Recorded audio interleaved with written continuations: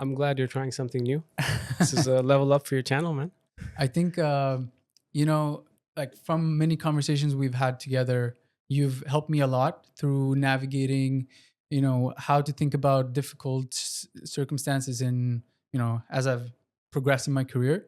And I can't think of a better person to have on, honestly, that we can, if I'm able to just ask the right questions and just be able to extract that information from you, I think it'll be very helpful and very sort of educational for Yeah, a lot of the viewers that are trying to have a data science, career and in machine learning.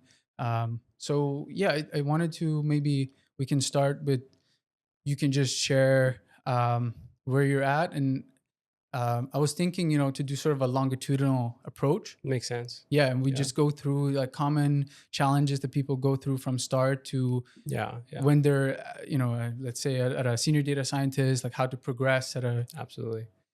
Yeah, yeah. No, I think, I get a lot of questions about career and advice and so on. So it makes sense to do it just once so people can watch the video from now on instead of me giving everyone catered advice. If you're asking more about like how do you get into data science and so on, I think the real question is where you're starting from. Are you somebody trying to do a career change? Or did you do a traditional route where you went to school for it and so on and went into it? Um, for career change, I obviously don't have as much experience, but this is a very common question that I get. How do I get into data science? So let's start with that. It's the harder Actually, question. I just wanted to Oh, actually okay. start with you, Oh, with because like me. with Sure, you, so I sure. wanted Yeah. to first just get your My journey. journey. Yeah, makes sense. Where Makes did you sense. start, Yeah, and how yeah, did you for get sure. into data science? Because now you're a Walmart manager, data science manager, Yeah, right? yeah, yeah. And I'm curious just like how that My journey was like trajectory. for you. Yeah, But then we'll start at sort of an example of somebody even just thinking about yeah, which education to choose and so on. But we'll absolutely. get there in the later part. Just Yeah, start with you, like your yeah. journey. So once upon a time, when I was in high school, I didn't really know what I wanted to do. But I knew I wanted to go into a profession where you learn something useful. So I chatted with my brother, and he said engineering is where you learn some real skills. And he couldn't really tell me what I would learn in the arts and so on. So I kind of just went into it and progressed along the lines of engineering for a master's as well. But eventually I realized that I was more interested in the software side the whole time because I wasn't much of a hardware guy. I didn't like to build a lot of stuff. And I was in electrical. So circuits were just, I didn't make sense to me. The hardware side, the theory did. And I ended up realizing that if you wanted to do the coding aspect well, you should be in CS. So I did a bit of a big transition and went to do a PhD in computer science, focused on data science and so on. So I did, I would say, a very formal path towards data science, which you don't need these days, by the way. You don't have to go through that full route to become a data scientist. In the program, I ended up doing kind of obviously machine learning and those types of courses, but I was working in a use case where data science is not too common yet. So I was more in the healthcare space during the PhD, which is also nice because you can do a lot more there because it's newer for that area, right? Whereas if you go into computer vision, you'll have harder problems. Data is easier to come by, but it's not like there's not people already working in there. Whereas you get less talent going towards healthcare and stuff because of all the data issues. Anyway, long story short, to be honest, there's not a lot of good career advice, even if you're in the programs. The professors and other folks just kind of assume you'll figure it out, which you do, but it's a bit weird because I hadn't really figured out where I would go after, and it just happened very organically for me. So in my last year, I was actually just walking around campus, and one of our mutual friends gave me a call, and he's like, "Do you want an internship?" And I wasn't even thinking thinking about a job or an internship at the time, and I was like, why not? And the next thing you know is I was talking to their team and so on, and he just talked me up so much that they gave it to me without an interview, which was really surprising. I ended up not going because I was trying to finish up school, and my advisor said, just finish up, man, and leave. But that ended up manifesting into a full-time job later. So when I was about to graduate, the same friend called me and he said, "Do you want a job here?" Flew to it was my first interview, and I got it. So I said, I can relax because it's always a stressful time when you're finishing, right? People apply to so many jobs. It's just insane. We can talk about that later, actually. I ended up just taking that offer. I interviewed a little bit more, but I felt like the team already had a few friends from grad school. So a couple of my friends were in the exact same team, and that's very important, because then you know you're going to have more fun at work. It's going to be an easier transition to industry, and that was a good decision, honestly. So when I started, it was a lot more seamless for me to move into industry. But yeah, I think the one thing is there's a lot of chance and luck involved often because people don't have the right mentorship when they're finishing. It's funny that really very close to the end is when I figured out how industry works because people don't really talk about it that much, even within the students. So some people know, but some don't, and you don't really discuss it until you're just about to finish, which is very strange.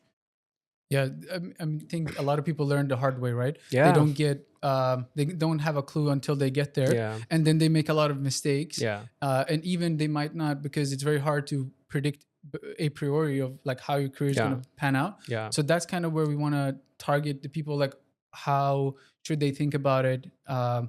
All this start from sort of education. Even I know you did a PhD as well, so I want to get your thoughts on that, and yeah, then there's so many different aspects to it. So if we can get yeah. just those major sort of puzzle Teams. pieces and get some ideas for people that are starting out, Yeah, and because that has been really helpful for me just to talking to you, right? yeah, So yeah. if we can get that, Makes sense. but so like you started in electrical and then you Yeah, moved to sort of more computer science, data science. yeah, Was it a natural shift for you, or why did you choose basically to do that? yeah. To be honest, I mean, if you're gonna go on the coding side and machine learning, for most people, the program in computer science fits your interests better than engineering. Although electrical is a very broad area, it depends on the school. But most of the time, you don't learn things with as much rigor. So you're missing a few elements that you need, like algorithms and data structures. Some of the formal education that's not super useful, but fairly useful even in industry, even if you're a data scientist, right? So one of the um, things that I noticed with a lot of people that have become data scientists is they still lack some of that aspect because they didn't do a CS degree, they went the engineering route and so on. It does have an impact, right? You can circumvent it usually, but you also have to realize a lot of people don't learn quite as much once you start industry, right? It's not really depends on the company, right? So it's more self-driven, but oftentimes you're not going to expect a person to just be like, you know what, I'm going to learn algorithms from scratch, even though I've never done it. It's more likely they'll be like, you know what, I don't know this area. It's fine. I'm going to just focus on the other aspects that I do know. So it's not actually a huge difference. There's only a few courses where you don't learn those in engineering, but you do in computer science. I did struggle with some of them, but thankfully I had some good friends. The nice thing is there's not that many courses you need for a doctorate, right? It's the total is about 10, Hmm. and maybe two or three of them are challenging for someone who came from engineering because a lot of times you don't have certain things like dynamic programming taught to you. It depends on the program Hmm. again, algorithms, data structures, and those things. So that's where more of the problem was. ML and some of that stuff came pretty naturally. It's an extension of a lot of the stuff you do in engineering, like optimization and so on. And some even do machine learning in engineering, right? Yeah. So that was for the bachelor, right? Yeah, but even the masters, I Masters was as well. also, Okay, so yeah, really the transition for you was in the PhD. yeah, yeah, So yeah. maybe talk about that, like how, because you went to Dartmouth. How did you get into Dartmouth? How was that like for you? And Yeah. So, well, this is more advice on how to get into schools, but I'll tell you because this is an area that I do know a good amount about because my brother works in this space. If you want to go to a PhD, especially, people often just apply and think, okay, my application's out there. Let me just wait. That's really not the right approach. That's terrible. You have to contact professors and talk to them because think about the commitment you're making. You're gonna work for somebody for, I don't know, 5, 7 years, and you think that it makes sense that you would sign on to that person without having spoken to them? That makes no sense, right? So if you want to maximize your chances, the right thing is to figure out which professor interests you, because that's usually why you do a PhD. You like this person's research. You email them with your resume and you write a few lines of what you've done, right? You should have some research experience, otherwise it's going to be very tough to get in, right? And then when they see the email, if you have like a good record, you're probably going to get a call back from depends, right? Obviously it depends on your record, right? But you want to try to get that call with that person. And that call is not informal. It sounds informal, but he or she is interviewing you. Don't Mhm. get me wrong. And a few tips I can give you there. This podcast might go longer now, but a few tips I can give you there is remember that the way they usually test you is they're trying to see how smart you are and how passionate you are about their work. That's pretty much the summary of what they're looking for. right? Because you can be a smart person, but if you're not going to stay motivated for 5 years, that you're going to have a problem, right? Because he or she needs you to be motivated for that time. So the motivation is harder to judge, but the intellect, the way they judge it is they usually look at your old research projects and ask you questions about what you worked on, not just like simple questions. They want to go into the theory. They're professors, right? So they usually know enough to be able to catch you on something. And this is typically, I mean, I've seen this with quite a few professors. They found their own way to figure out like some technical aspect of what you've worked on. The other tip I would give you, which maybe is, I guess, not quite intuitive right away, is don't just, if the person gave you a call, don't just show up on the call and say, hey, how's it going? Go look at their research, figure out what they're working on, and even read a few papers. um, okay, I'll tell you. I mean, don't really tell them that you read through so many of their papers, right? Try to make it seem like, when you're hearing about the research, you're getting some ideas as well, but have some ideas or questions from the Right. research that Like make you prepare for the prepare actual. for it. But you don't have to really tell them, what, I spent 5 hours reading your papers. That's Yeah. why I have these ideas. Yeah. You get my point, right? This actually, you'd be surprised how well this can work. Now, the main hesitation I've seen with people is they'll email, and then if they don't get a response, they don't call the person. You should even try calling them if you actually like the professors, just out of the blue, because they do get people don't get it. It's not just that they're busy, they're getting a lot of emails. They may not have really read through yours. It's actually possible, right? So if you call them on the phone, it shows a different level of commitment from you. And Mm. it's possible that if you call them, that they'll give you the time of day, right? You don't want to call them and say, hey, how's it going, let's chat. You want to say it politely, right? Hi, I'm Aladdin. I was wondering if you have a few minutes to chat. I applied to the PhD program, and I thought your research was very interesting, right? They may or may not take the call. They might kind of look at your resume during the call and be like, okay, I have time here. It can work, but don't expect this kind of stuff to backfire. This is the other problem with people, is they think, oh, if I do this, it's going to backfire. They're going to go to the admissions committee and say, don't let this person in. This doesn't happen. Mhm. Why would anybody do that? That makes no sense. So these are actual things I've heard from students who don't want to talk to the professor. The other very strange thing that I've noticed is some people are not even willing to talk to the professor. They're just like nervous about emailing them or something. This Mhm. is just strange. There's no reason. They're expecting it.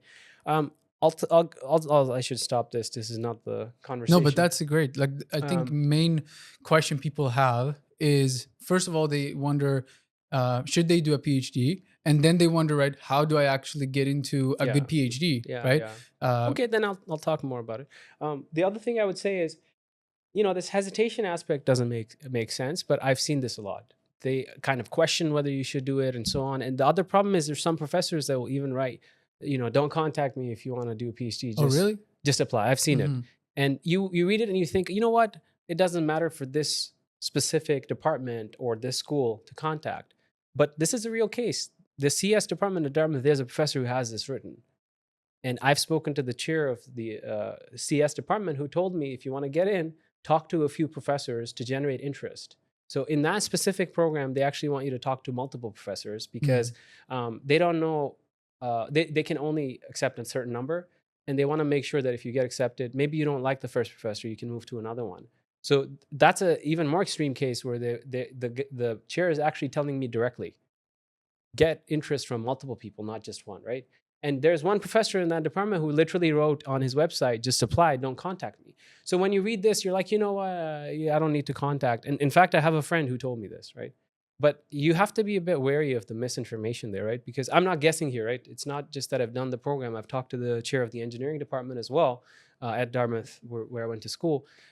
It's even more extreme there. It's very much professor-based admissions, to the point where the professor goes to the admissions committee, says, I want this person, you're in. The reason is the funding Mm. in the engineering school at Dartmouth comes from the professor, so they don't interfere. I know a case where there was a guy. He was a very smart guy. He was from New Zealand. Very smart guy. He applied to the program after one of the professors said, "I want you to do a PhD with me." Right? He got rejected because one of his scores, I think the GRE score, was so low it didn't make the minimum bar. And so then he got a rejection. He called the professor. He's like, I got rejected. He's like, what? He's like, give me a second. He went to the admissions committee, and then he got an admissions letter in his mailbox, right? Even for me, I talked to the professor on the phone one day. The next day, I had an admissions letter in my inbox. The reason I'm telling you this is because people a lot of the times wonder if the advice is good or not, if you know what you're talking about or something along those lines, and they hesitate before because of this. But this is kind of I think people often know about it, but sometimes they don't, and they hesitate a lot. Now, I'll caveat this with something else because there's a lot of people who get in without calling. A good number. That does not mean that that's the best approach. The reason they get in is professors do look through the pile of resumes and they might find somebody interesting and they'll say, you know what, I like this person, right? That doesn't mean that that's going to happen to everybody, right? That's going to happen to some students. And especially there are certain profiles where they often call them, anyway, it doesn't matter. They call them rock star students as well. They have very high GPAs, very good research experience, and references. By the way, you need good recommendations as well. It's not just about research and GPA. Recommendations are super important. And they may just get in organically, but that doesn't mean that you maximize your own chances, right? Everyone should be calling. For the masters, because that's more common to do, I'll just mention that there's a research-based masters and there's a coursework-based. Now, for CS, I do see a reasonable number that opt for the coursework-based because their goal is most of the times let me get the CS masters and go to industry. I'm not too interested in research. There's no point in contacting a professor if you're going to do a coursework-based. Makes no difference, right? That's more of you pay pretty much the tuition. Maybe you get some scholarships depending on the school, but it's a different type of program, right? Mhm. There are some funded programs, by the way. People don't always realize, but there are some master's programs where you do get a stipend. In CS, I don't know how common, but in engineering, there are. So in the engineering school at Dartmouth, there was a stipend-based program where you don't pay tuition and you get a stipend every month as well, and it's research-based. So the point is, in that kind of program, it does still help to contact a professor because it's research-based, right? Because a master is still it's not that a master's is just like, oh, let me just do a little bit of research and courses, right? Some people are actually doing a master's with good research projects, right? So even for a master's, if you're doing research based, I'd recommend calling professors. Emailing first, by the way. The So, calling so is the last resort. so basically, I think what you're sort of talking about now is sort of Yeah. how to think outside the box a little bit Yeah. Yeah. of just not the normal way of applying, to be a Yeah. little bit smart in your Yeah. Yeah. strategy so you can actually get the attention right of the professor Yeah. and establish a relationship so that it, increase trust so that he actually wants you on the team. Yeah. um, and I think there's some questions regarding, you know in general, I would say now we're talking very specific about like a PhD, Yeah. but then there's a question, should one even That's a good question. go to a PhD? And I Yeah. mean, I guess there's some nuances to that, right? Depending on the interests of the individual, but also which school do you go to and what area, right? Absolutely. So Um, this is a very good question. I think if you even think about what a PhD is, it would be wrong for anyone to say everybody should do a PhD. That doesn't make sense, man. Right? Think about it. Like, why should everybody do a PhD? That's not the point of the program, right? If you think about it a little bit differently, like even monetarily, career wise, and so on. In general, if you look at the research, a PhD is not a better option for you monetarily on average compared to just doing a master's and joining industry. Because if you do a master's, you're going to have worked for several years and moved up the ladder, and you also made a lot more money during those years than if you do a PhD, where you typically get one higher level, right? In those extra like 4 or 5 years, right? So it's not like a big boost. And then, of course, you may have a little bit of an edge sometimes because you have a PhD. You might have more job security as well on a layoff, maybe not always. Look at what's happening in the Bay Area right now. So not always, but sometimes. But it's certainly not the case that you need a PhD to be in data science, right? So I would say, honestly, do a PhD if you have a genuine interest in going that route. The biggest reasons for doing a PhD is usually if you want to go to teaching or a professorship, or you want to move more towards the research side. Even if you want to do research in the industry, in industry like a research lab, it could be nice. It doesn't. It's not a necessity, by the way. It will help a little bit, obviously, to get in, but it's not a necessity to have a PhD to do work in a research lab. Having said that, the other reason can also often be that a lot of people want to go to industry and eventually they want to come back and teach at a university. Then you probably want to do it when you're young, because if you come back when you're old to do the PhD, you're not going to have as much energy to do it necessarily, right? And it's a little, I mean, it's definitely, you can't just become a professor, then you would just be like a lecturer. at a university, right? For professorships, most places will need a PhD, especially the good schools, right?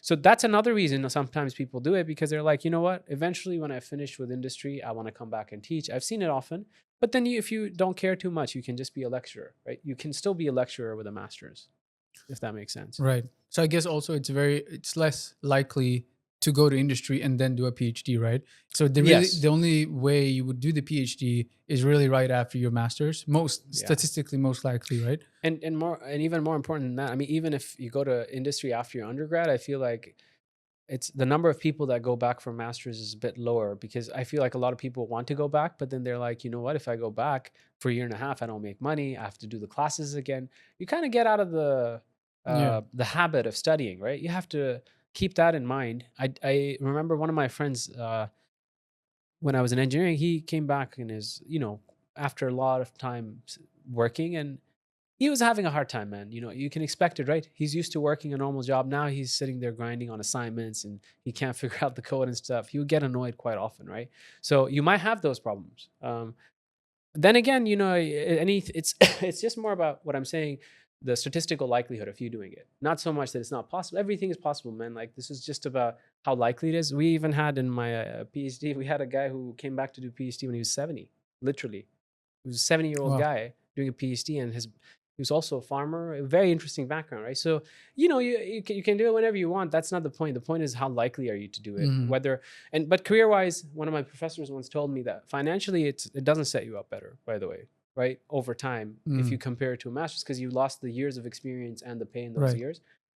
As another side note is, you don't have to do a master's to do a PhD. People don't realize this, but whether it's Canada, the US, or the UK, probably other countries too. I don't know, but you can go straight from the undergrad to a PhD. You don't have to do a master's in between.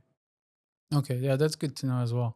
Yeah. So I guess I'm just trying to think of basically um, it would be for if you're thinking of going into for sort of you would do a PhD if your interest or sort of you're interested about doing research and you are thinking about maybe going into academia. Yeah, But if you know for a certain fact that you will only be doing the PhD and then going to industry, then you should basically maybe have a question mark of, okay, well, yeah, am I really interested in this topic to yeah, spend these years because it will not accelerate? So I'm okay with that. yeah, Um, but no, most people, I guess, in the beginning at least of their PhD, are a bit uncertain as well. yeah, Should they go?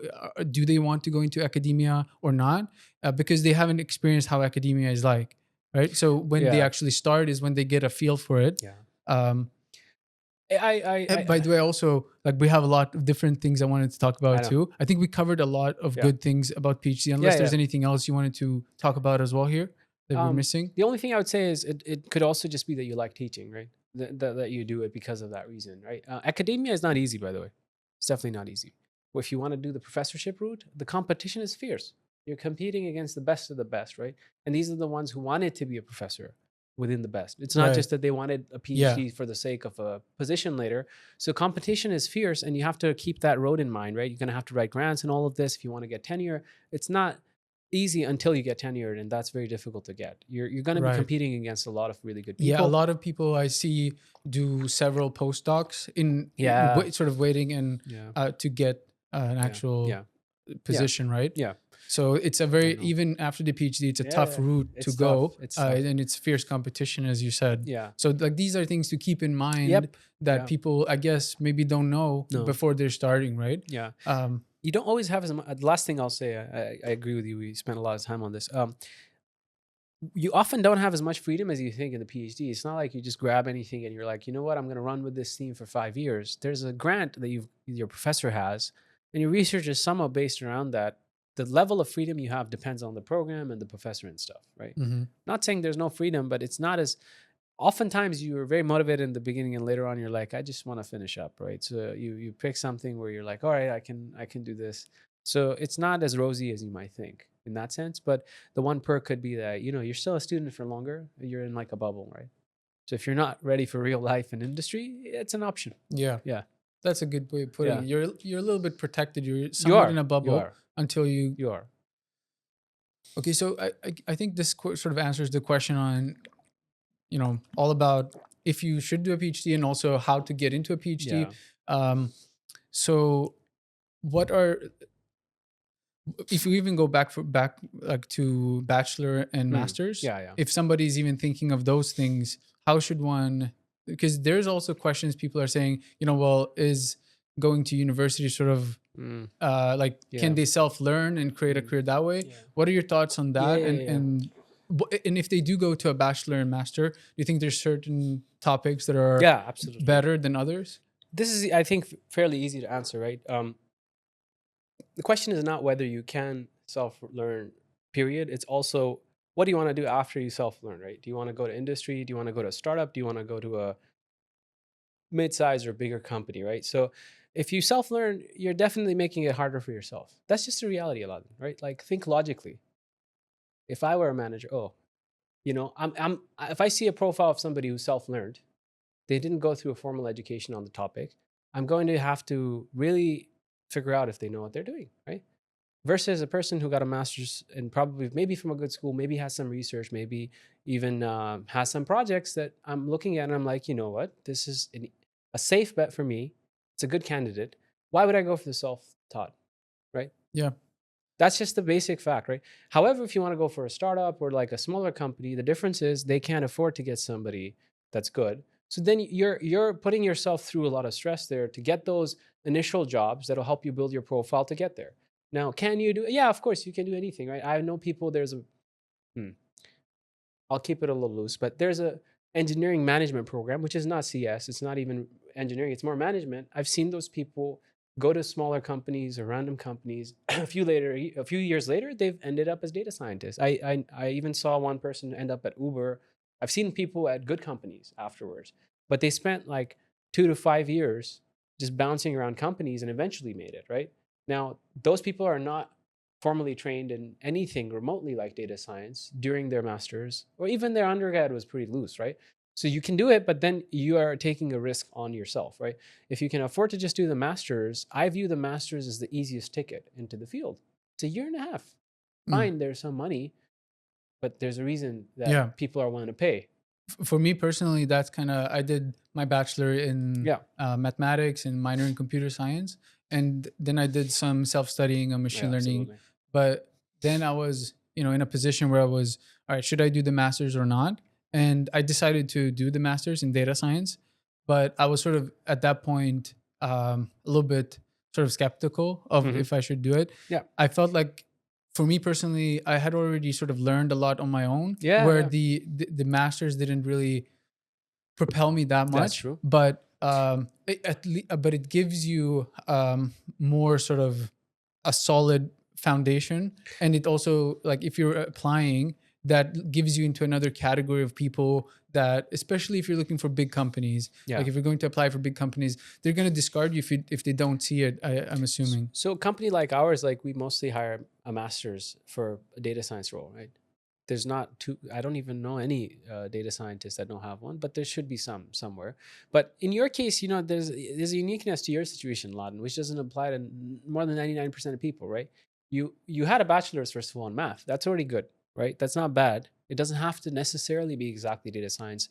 I usually like profiles from math and physics as well because they typically, even if they self-learn, they do good on the interviews. A lot of the other profiles I've noticed, there's a lot of holes sometimes in their knowledge, but the math and physics, if you have those, you can learn the theory usually, right? And the Hmm. theory is important, even for an applied person. So in your case, you have such an established channel and projects and so on. It could be a bit different because you probably organically get some offers. This Right. doesn't apply to 99%, right? And then if you just say, oh, I'm going to have a GitHub portfolio, fine, man. There's not many people that open a lot of stuff from your resume, right? If you look at the That's statistics of true. how Yeah. how little people spend on the resume, even the pre-filtering from the recruiter might throw out those, right? But a lot of people don't click the links, right? So although in theory it should work that way, that's just not how it works, right? The Yeah. managers don't want to spend too much time. So it's the easiest route for anyone is to either do well. You can also just do a bachelor's in computer science. I'm not saying you need the master's, by the way. Hmm. Let me clarify that. Hmm. You may want to get it if you're going to go to data science, but you don't have to, right? And the main downside might be you end up in like an MLE role, machine learning engineer role, instead of data science. Or if you're okay with it, you could also just become a data analyst. That's for sure you could do, right? Kind of goes more like data science, MLE, data analyst in terms of the rigor. of the interviews. But an MLE is a bit of both, right? Like they can know how to code and they know the ML, but they don't need to know the ML as well typically as a data scientist might, right? Um, if you remind me later, I can tell you about how data science is different in some of the top firms because it's not blanket term, right? A data scientist at Google is not doing the same kind of stuff or has the same profile as, let's say, Facebook or Walmart, Adobe, and so on. There's a lot of difference actually in the Mhm. kind of stuff they do. All right. So to summarize that, I guess basically, um, you're right. Like in my case, I mean, the person we're talking about could also do projects and so on. But I think the summary here is that they're going to have to do. They're going to be in a incline, Yeah, working at an incline, right? They're going to have to do sort of different strategies than just doing the normal application. Maybe taking sort of smart strategies yeah, from what you mentioned in the PhD, for basically, you know, calling people, like getting that sort of in to the yeah, company, yeah, and maybe then it can solve the problem. But yeah. there's going to be an incline. So yeah, basically that's If I mean, obviously, some people have gone that route, right? And they might be listening. So what I would say is, you should try to get a contractor role, right? Because as a company, it's a lot easier for us to just get a contractor and just use them for a while and see how they go. But even if you become a contractor at a reasonable company, it goes on your resume. That helps you a lot as well. So you need to try to get some validation that's not just you saying that you know data science from a reasonable and reputable place. And that's your hack then. mhm, That's the kind of stuff you have right, to do. Whether you have a master's or not, actually, one of the things that you end up having to do, from people that I was very lucky, I didn't have to apply to places. I was really dreading that process because you have to apply to so many. Of course, referrals are the key. That's how you get into companies. That's your best way. You need to have somebody who's at a company that refers you through the system and writes something about how you're reliable. That can get you into companies way better than just applying cold, right? This is key. But most people don't have enough connections to do that, right? Typically. So the other way is I've seen this so off. I mean, I have a lot of people I know that have done this. They just message people all day long on LinkedIn, even when they're doing the master's and close to graduating. I'm graduating, blah, blah, blah. I'm looking for an internship. So either the managers or the recruiters. Um, I never did this, but I have a friend who did it. He became an intern at Walmart. He's a full time now, and he asked me when he's like, "How many positions do you think people are applying to get an internship?" I think I said like I don't know 50 or 100, and I think he told me it was 300 or 500, which I was like, "Wow!" wow, Right? hmm, So this is a good time to mention this. Anyone who well, it's a fact that that getting a job is really a numbers game in the end, right? And you can improve your numbers by getting a referral. right, If you can't, then you have to do the cold yeah, approach. After you become more senior and you have some experience, it changes a bit, right? It's not like you would apply to 500 jobs once you've already gotten 5, 8 years of experience, right? That doesn't make sense. mm-hmm, So over time, your reputation, even though people may not know you, it's like, oh, he's at this brand, he worked there, he had some career progression. That's the kind of stuff they would look at. These are the problems he or she was working on. And then maybe they need something similar, especially, right? So it becomes easier once you have those years, right? right. I wanted so this is good. I think I wanted to also go back a little bit to what we were talking about, sort of the roles, right? So there's a bunch of different roles that people are, you said analyst, MLE, data Yeah, scientist. yeah, Some people also talk about AI engineers. yeah. Maybe you could just Yeah, yeah. give a sort of a, how do you view each role? What are the responsibilities? And what do you typically see as the background for each of the roles? Oh, that's a good question. Unfortunately, the terms are a bit less standardized, but I'll try to give you the main differences that you commonly expect.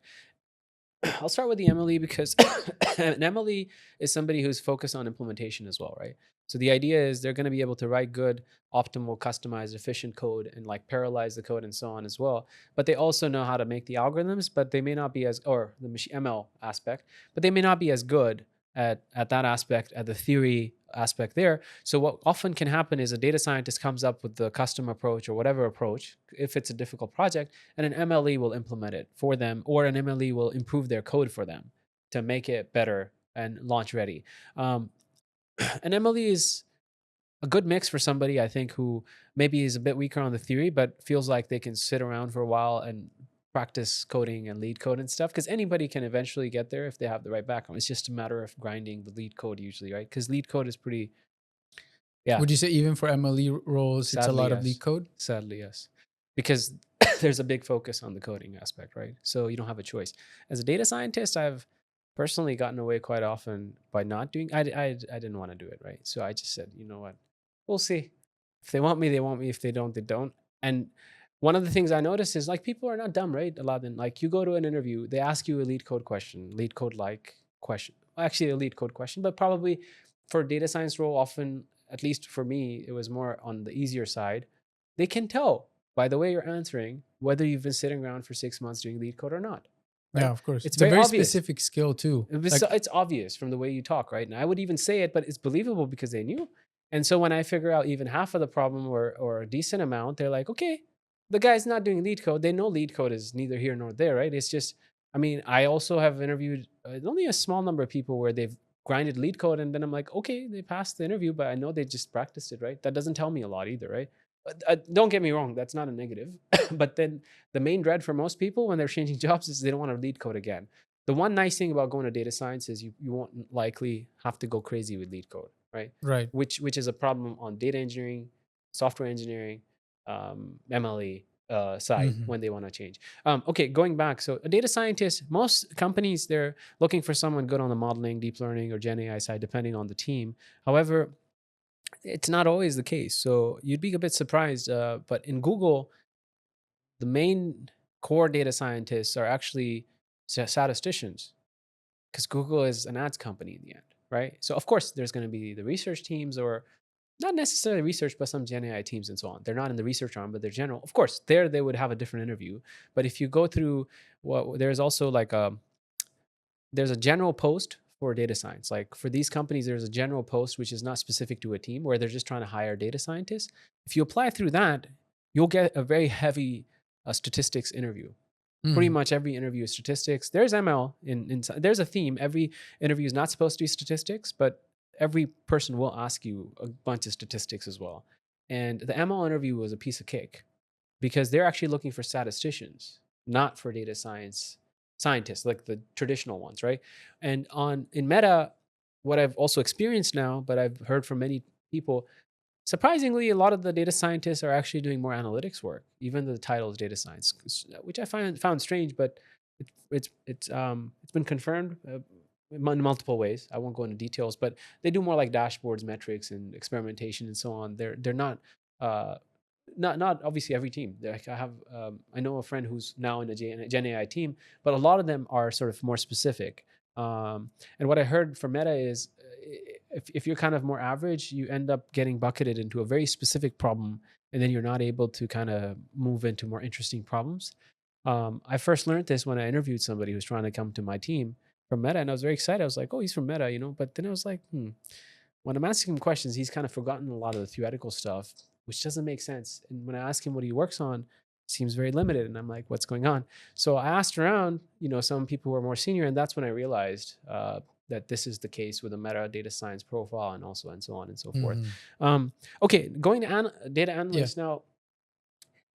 You need to check the job posting to see what you would do. That's core because sometimes a data analyst can be fairly similar to a data scientist in terms of the building of the models and stuff. They'll do regressions, they might do clustering, they do some of the more basic ML type stuff, but mostly a data analyst is more just analytics, right? The usual analytics. It could be visualization dashboards and so on, or it could just be looking at the data and coming up with some insights and involve some types of like basic models typically, right? However, it can happen, especially in startups, that an analyst could be doing similar work to a data scientist. So sometimes these titles you have to just check. You also have to be careful the other way. Sometimes you'll say it's a data scientist role, but it could be analytics. So Right. you have to be a bit So you careful. have to actually like ask them Yeah, what are yeah. the key things that I will be working on to figure out You need to maybe do that. just behind the title of the. I mean, you also have to do that because sometimes people will not want to apply for data engineering roles, and I've seen them get pitched as MLE roles, even though it was a data engineer role. Sorry, Right. not analytics. I'm a machine data engineer roles Yeah. because it's pipelines and stuff, and people are like, I Yeah. don't want to do this. I've seen someone post it as an MLE role just to get more people to apply. Right. Right? I think we covered all of them, right? The only I have Yeah. one last comment. So yeah, what would you say, by the way, the core sort of skill competencies of an analyst would be? Like, would it be what basic modeling, and obviously as we go to a data scientist, the modeling skill core competency Yeah. grows. Yeah. But what would you say are the others? I mean, I think it would be nice if an analyst also has some statistical background, Hmm. so that they know how to make sure the insights have some meaning to them, right? But yeah, it's really just more regressions and those basic models, Hmm. clustering and so on. That's kind Or of. SQL as well? Are they good Oh at yeah, yeah. these? Sorry, of course. A SQL is pretty important even for a data Yep. scientist. Honestly, I don't know. I feel like it's not very tough SQL questions for a proper data science position. Like, yeah, I mean, why would you think that a data scientist wouldn't know SQL? And like, is it really a big worry if a data scientist doesn't know SQL right now? They can learn, right? Hmm. So I felt like when I was initially interviewing when I first graduated, we didn't have that many SQL questions. It was pretty simple, right? Maybe a join or two or something. It wasn't something you have to study for too much because honestly, like, it's obvious that you can learn SQL. Hmm. It might not be as obvious that you can learn to code well. By the way, another point is it's not like, especially if you're just graduating, that you need to know Python specifically, right? You could choose to say, look, I know Java. That would be a bit of a red flag, wouldn't it? If somebody No, could really. I didn't know Python, to be honest. I Mm. knew a little bit, but I Hmm. think I chose a different language when I did it. So oftentimes they're okay because you can learn these things, right? Who cares? I mean, it's very simple to pick up Python for most people, right? As Mm. long as you have a core competency for a language, right? Hmm. So it just depends in the end on um, like what. Well, it depends on what you're coming from, right? If you're coming from a university and you just graduated versus if you've been working for 4 years. If you've been working for 4 years and you were using Python and you don't know it, I'd be like, what's happening, right? That's not good. But you could be on a different tech stack. You could be doing Java or something, and then I'd be saying fine, right? Because I wouldn't expect a committee to be like, you know what, the guy doesn't know Python. He only knows Java. That's pretty normal, right? These days to have to switch around, even for software engineers, data engineers, Yeah. the tech stack can change. So that's not really a big issue. And Hmm. obviously, it's very common knowledge now. You don't need to know 5 languages. You just need to know the one or two things well, right? Especially for Hmm. data science, right? They're not trying to see if you're jack of all trades. Who cares if you know 4 languages? Nobody uses 4 languages at work, right? As a data scientist. Hmm. Oh, one last point because I forgot. One of my interviewers actually explained this to me. It was good. Data science, you can break it down into data science product and data science research. And data science product is often more closer to an analytics role in the sense that you just do regressions and those type of simpler models, but you're more not customer facing but product facing. So there's a product team that you always work with at in industry, right? And so you're kind of showing your results, talking to them, and those kinds of things, right? Whereas the research side is it's not really research necessarily; it's just like harder problems. So this is a decision you have to make when you graduate. Like, do you want to go more into that or this, right? Because that's a little easier to get into as well, obviously, in terms of the technical side, right? Hmm. It's more about the social aspect, but then you're only going to stay in that domain more so, right? Right. And it is, I wouldn't say it's easy to move from there to here because when the next person interviews you, now you're an experienced data scientist, right? Why would I want somebody who only did product data science for a research data science team? Hmm. Because it's a bigger risk for me because I don't know if they can perform on the other Right. types of models, right? So it is a bit harder for you to transition, and you have to remember there's like a bucket of different types of data science, right? You might have ads and measurements and those kinds of teams. Like that's a bit different in the modeling versus if you have recommendations, search, or computer vision teams, right? That's a bit different. So you don't want to. You can move around areas, but you have to be a bit reasonable because if you sort of label yourself as this person who does the products data science type of stuff, you can't just expect to be able to move easily to a computer vision team. So you can get kind of, you know, Put into a yeah, bucket kind of yeah, which type of it role you are. happens. It Yeah. happens, and then it's hard for you to move, right? Um, So I guess these are things that one should really be reflective on before choosing yeah, a role, right? To really figure out, well, what yeah, am I going to be working on? What are the responsibilities of this position, and not just look like we've talked about the differences between the roles, which has some wiggle room of what they actually cover, and some might not actually be the role that they're yeah, sort of advertising for. yeah, So these are things that one should sort of think about. yeah, I think we covered sort of the general. I wanted to uh, like there's some what I wanted to move on to was when applying. There's a big area of applying for people, right? How to think about that, all from resume to interviewing. Mm. And then I wanted to also go into, well, what do you do when you actually are at the position? How do you sort of Mm. improve at the company, right? Yeah, yeah. And common mistakes that you see there in terms of what people do wrong to not be able to accelerate in their career, Mm. and all from negotiation and all these things. Yeah.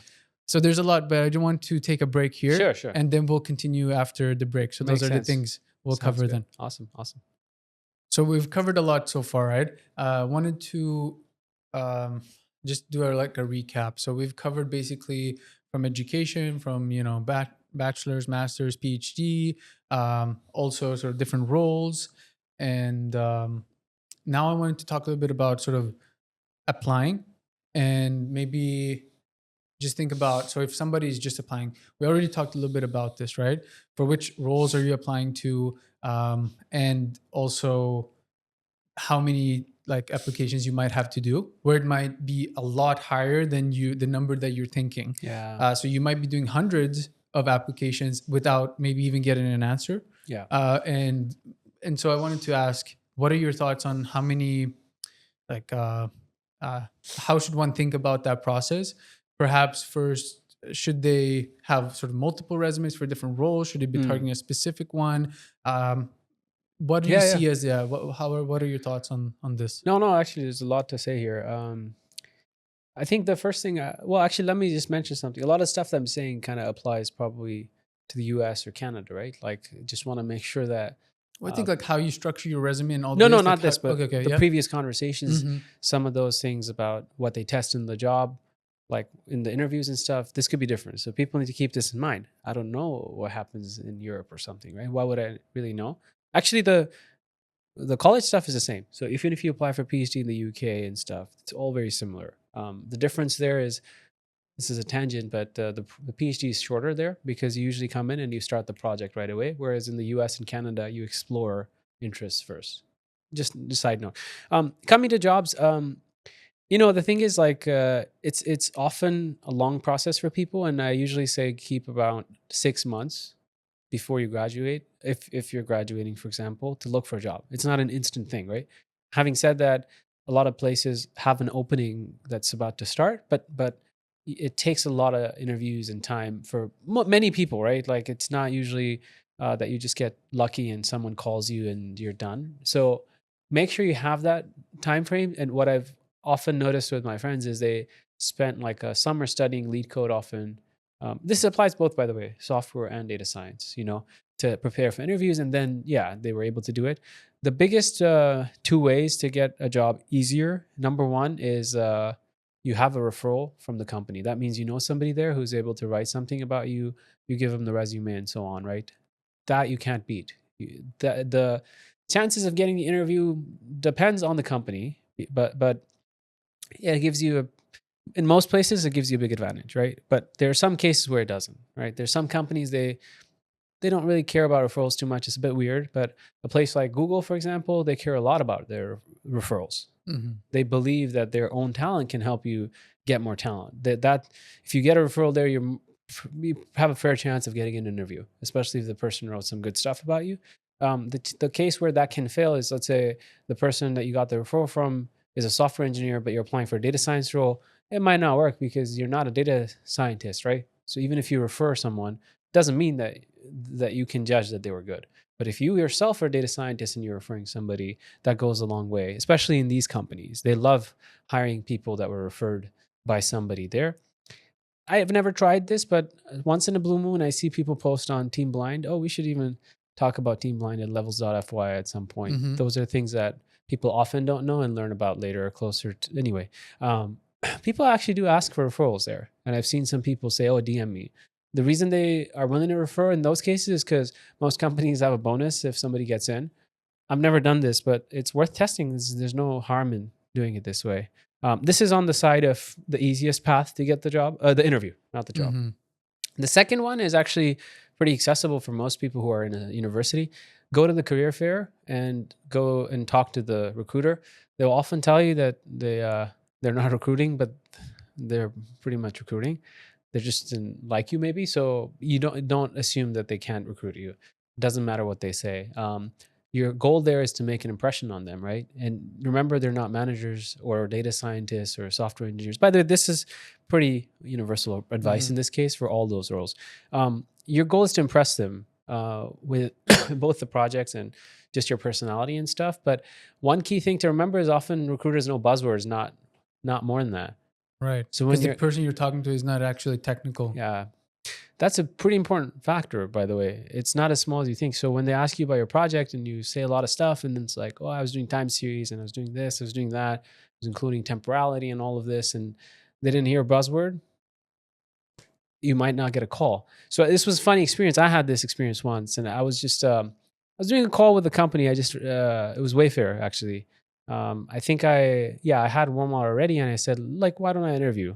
Um, this was the screening call. Like, so screening calls are easy, man, especially with a recruiter.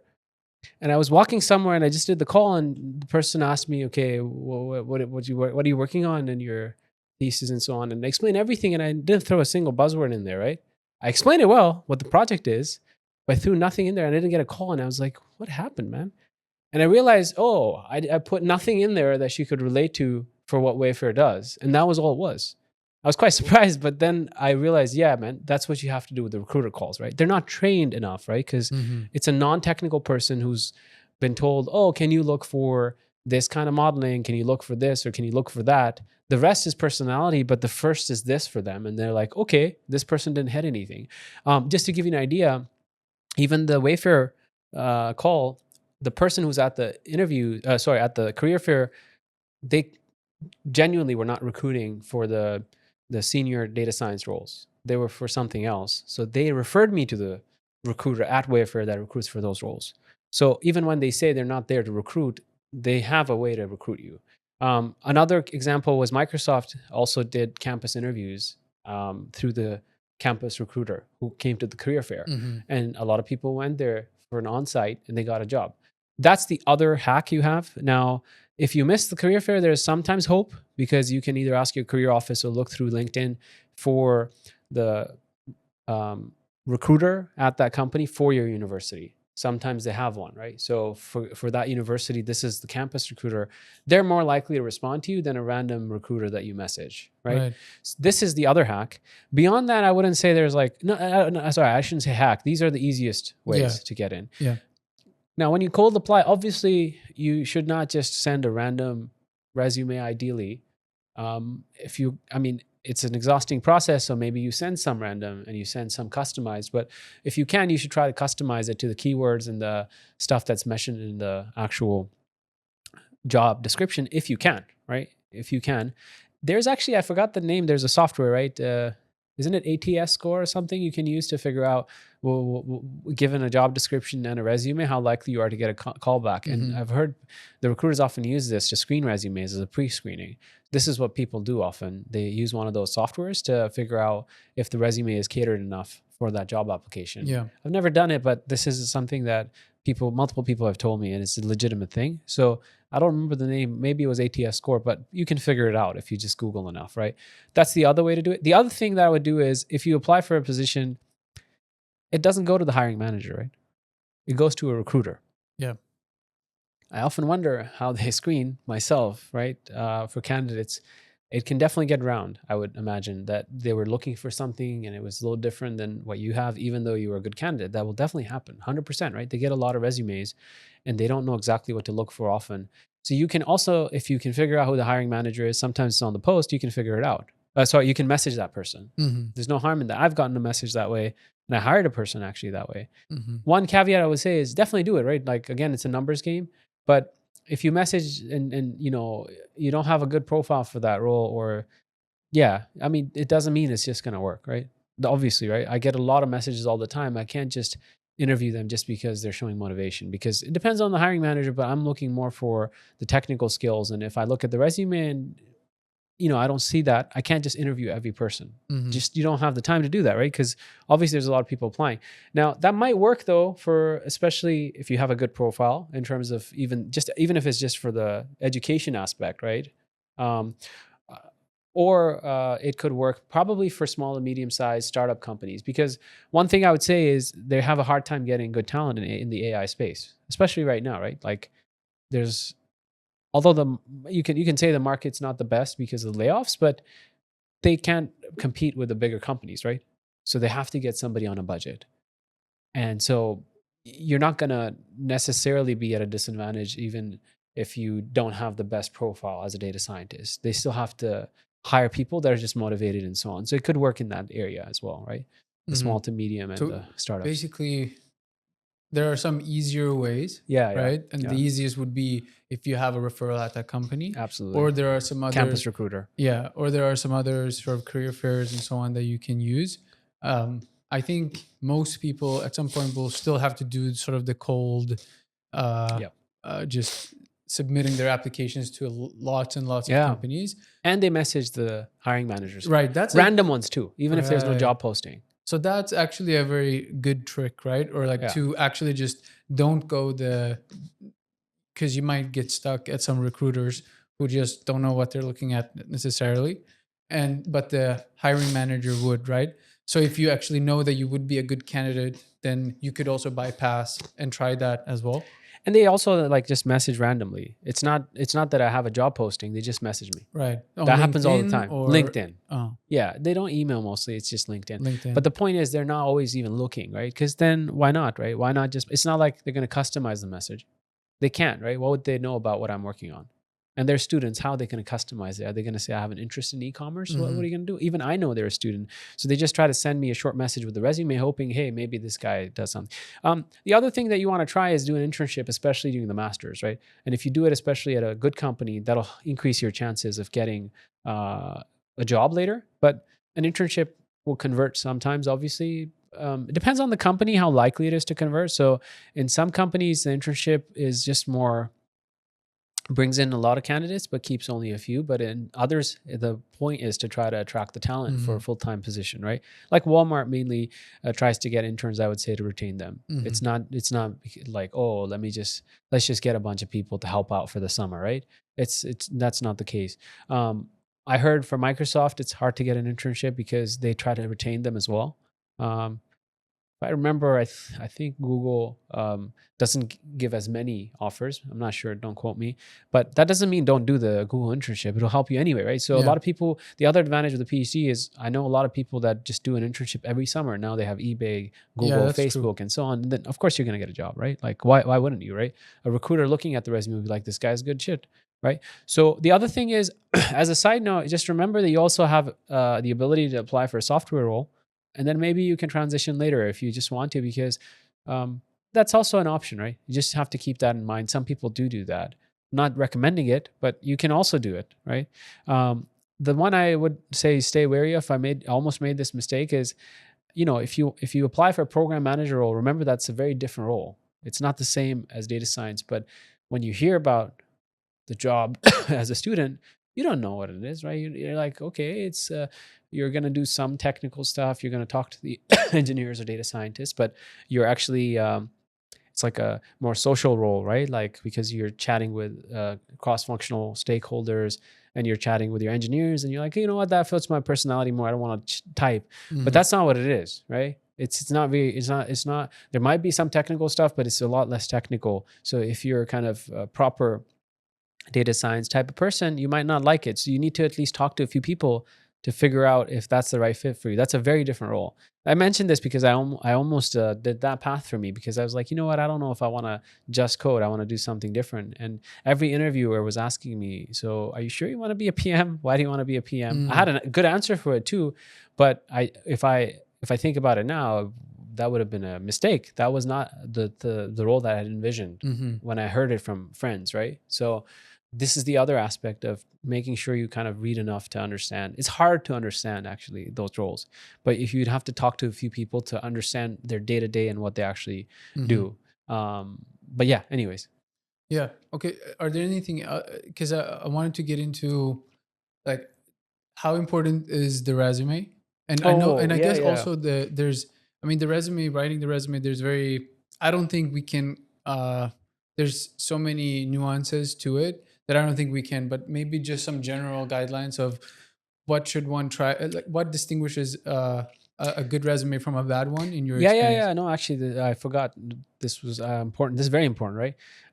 For a resume, the important aspects, especially, are you don't want to not explain what the impact was. So if you had a model and it went, you took it from whatever baseline of 70 to 80 or something, you have to mention what the impact was. Like, people don't know what you're working on, right? You can't just say I built a classification model, right? You also want to mention what the model was, have more specific details. If the more generic it is, the more I'm going to assume that you just did something fluffy and you're not a detailed, you may not know the technical aspects as much, right? You can't just say, like, built a classification model to identify XYZ. What, that doesn't tell me much.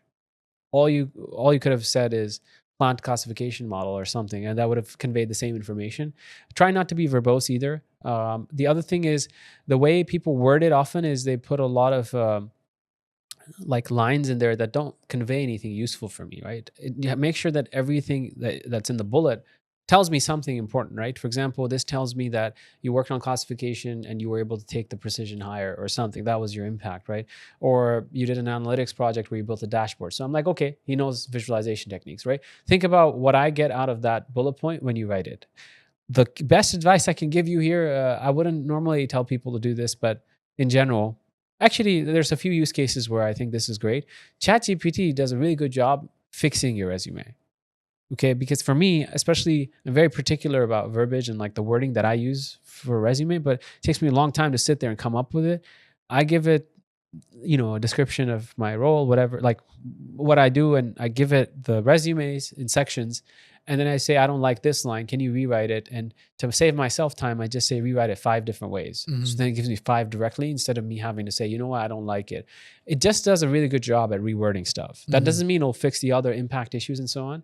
Mm. I haven't really tried that because I know Yeah. what to look for, but at least on the wording side, it does a really good job. A lot of resumes actually are fairly bad. They're so like verbose and so many pages, the way they're written and so on. You want to just even look up normal statistics about resumes as well. For example, I mean, you're a data scientist, right? Imagine you're applying for a job and then you're sending me a resume with colors and a picture and so on. This, if you just look at the research, you realize those don't get as many hits, right? Because it's so bloated. Hmm. You might be nice to have your picture there in colors, but even a recruiter doesn't know where to look at to find where's the education, where's the key aspect about the person. So if you look at some studies that people have done, even YouTube channels that do this, you'll realize that those formats don't work as well, right? Hmm. Maybe it will work if you're like a, I don't know, a graphics designer or something, of course. But if you're applying for data science, keep it simple, right? I want to figure out quickly who you are and stuff, right? What you're Hmm. about, like, oh, you went just finishing school and so on. Don't have gaps in your resume. That looks bad because anyone who sees a gap there is like, okay, I wonder what they were doing for those years. I need to know what happened, right? So it could impact your situation if you were on, I don't know, a gap year or something. Just you can write it, right? That's better for me than for me to wonder what happened, right? How would I know what happened? Maybe you couldn't get a job for 3 years. So you may want to do something like that. If it's a small gap, like for example, you stopped a job, maybe in the last 6 months or something, that's so common right now. No one would really, you don't need to justify that because it's understandable. But if it was between your employments or something, Hmm. that's where it becomes tricky. I don't know what you were doing, right? And somebody might catch that, right? Maybe the manager, and Hmm. wonder, and then maybe you don't get a callback because any callback is wasting a whole interview for that person, right? So they don't want to see anything like that happen in the Hmm. resume, basically. Right. Okay. Yeah. Basically, you want to keep it as simple as possible.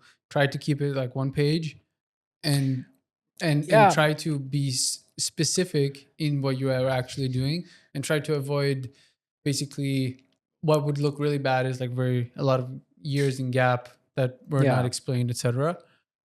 I would say one page is okay if you're especially a newer grad, but if you have more experience, you can go 2 pages. Hmm. That's not an issue, right? It just depends on how much experience you have, right? So it's more based on like, is it all useful information, right? If it is, it's okay. I've gotten longer resumes as well. That's okay.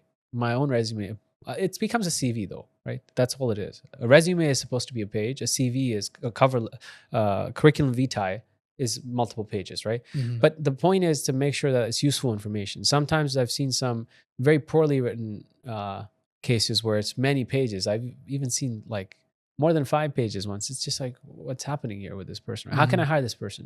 Mm-hmm. What are they going to do when they do a project and they write the confluence, right? Who's going to Mm-hmm. read all of that, right? If they can't Yeah. even summarize their own experience. So there's a lot of cases you see where it's a very bad resume and you wonder why they didn't get advice. So what should one, I mean, we're talking about basically how to get in the door to a company, right, of applying. And we're trying to maximize the chances of getting that interview, right? Either messaging the manager, sort of allocating time to spend for the interviews, um, optimizing the resume. Yeah. What should one basically during that time of allocation for, let's say that we are now at a point where we get interviews, right? So that is sort of the Uh, initial stage, right? We get to that stage of getting the interviews.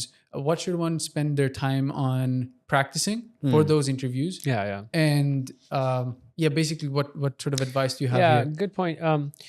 First of all, remember that if you've listed any projects on your resume, very important to make sure that you're familiar with the technique enough to go into the depth, right? Because especially if you're a new grad, well, even if you're not a new grad, but for both cases, to be honest. So let's say you put in a project on your resume about k-means, and it's your second bullet point, right? Now I have to assume you know k-means, right? You put it there. It's fair game for me to test you on it. It's right there on your resume. So now, if you don't understand the theory behind k-means, um, that's a red flag for me, right? Because that's something you said yourself that you know about, right? For a new grad, the problem tends to be, well, what are they going to ask you? I mean, even for the interviewer, right? So Mhm. they can usually just ask you, typically classical ML or some deep learning. I typically, for me, I prepare just using Andrew Ng's course on YouTube, the famous one. I'd like to, well, it's not just me. I mean, I would say that you need to know the theory because how else are they going to judge you, right? So I use that course, but I didn't actually go through the reinforcement learning because that's not a necessary skill, right? That's more for certain applications like robotics. Nobody's going to be like, oh, this person doesn't know reinforcement learning.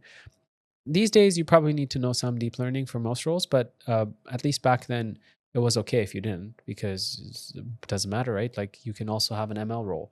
So definitely work through that. And the main thing that gets people, no, not the main, but the thing that gets people who are even good sometimes, the better data science is statistics. So for statistics, people don't really know the Poisson distribution, exponential, and so on. Those are fair questions when you use which one, and at least the basic statistics behind those, not just like, oh, what's an A/B test, right?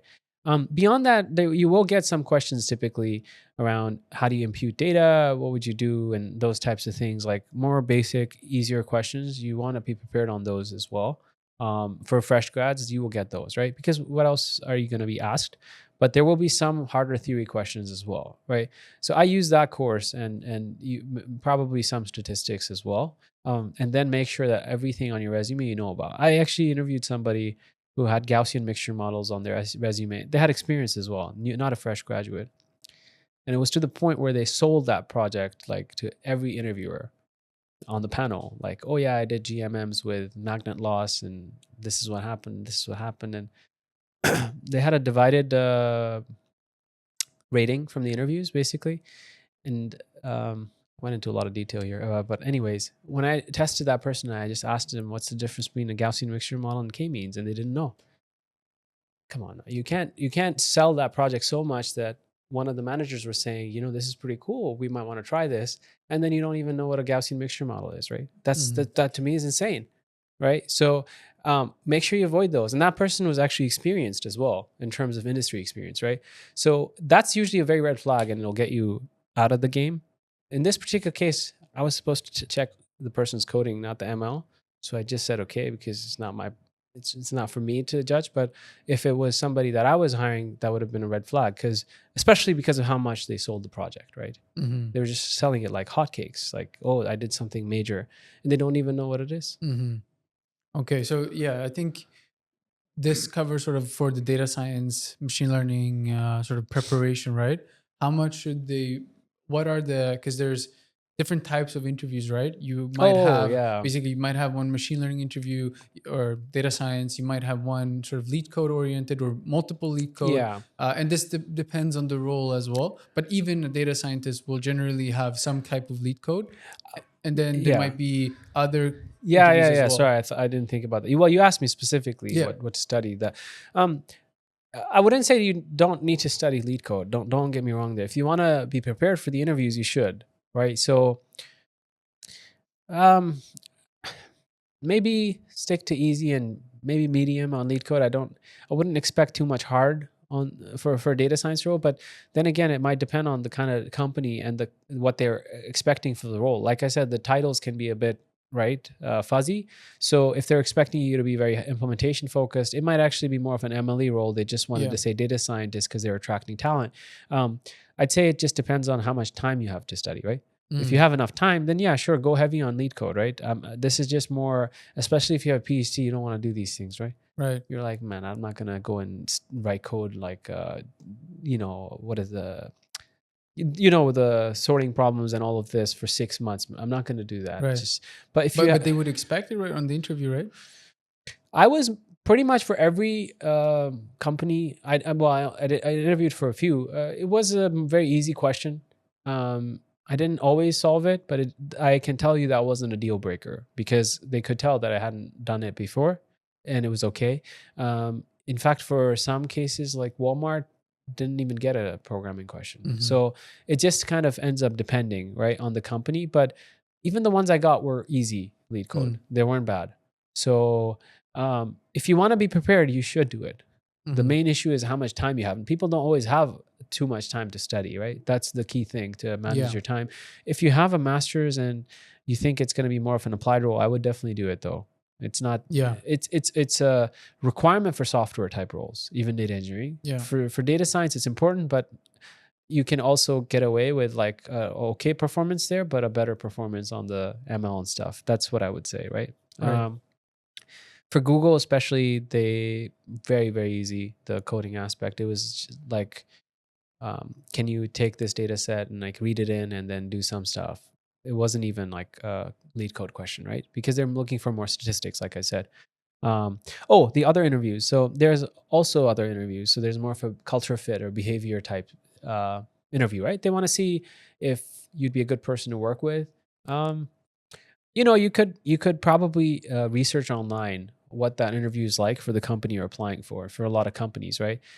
But you could also look up the typical type of questions they might ask to see, how do you deal with conflict or stuff like that that they might ask you and so on, right? So that's easy enough for you to find and maybe have some stories ready. That's the main key thing. So one of the things they might ask is describe a time where you had a conflict with somebody in your team, even at school, right? You do a class project, somebody wasn't working or something. How did you deal with it, right? So you want to have some stories in mind for these kind of things in case you get asked.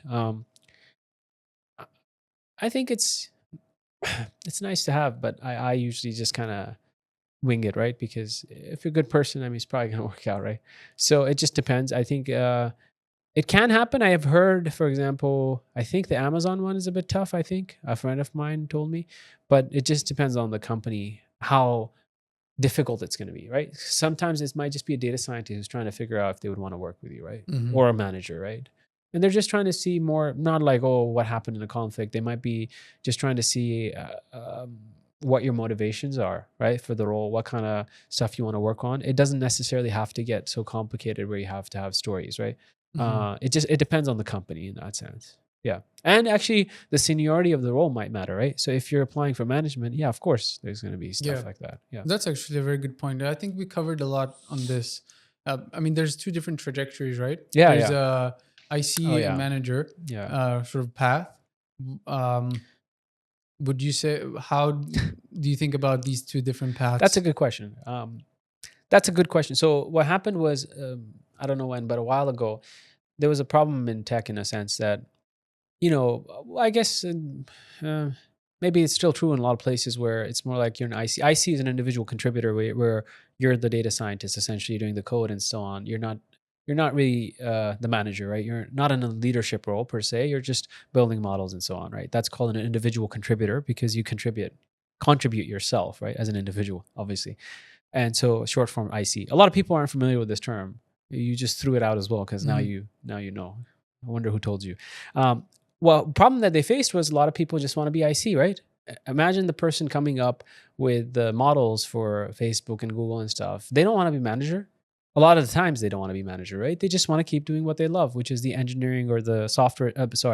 The engineering side, the machine learning, data science side, right? You don't want to limit those people's career just because they want to stay on that route. It doesn't mean they're not making impact. So what happened in the tech side is you ended up having a parallel track where you have IC and you have management that go hand in hand, in the sense that career progression is possible in both cases, right?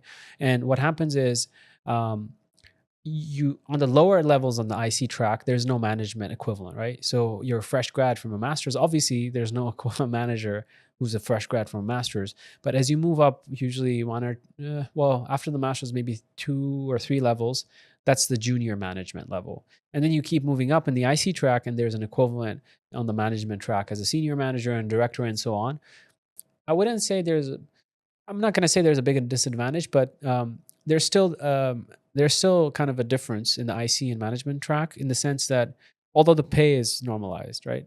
When it's an equivalent level. So, for example, the levels usually go L4, L5, L6, and so on. And there's titles attached to these, but it depends on the company. There's some standardization across the FANG companies. FANG is obviously Facebook, Apple, Amazon, Netflix, Google, and sometimes people make it FANGMA and add Microsoft as well, and so on.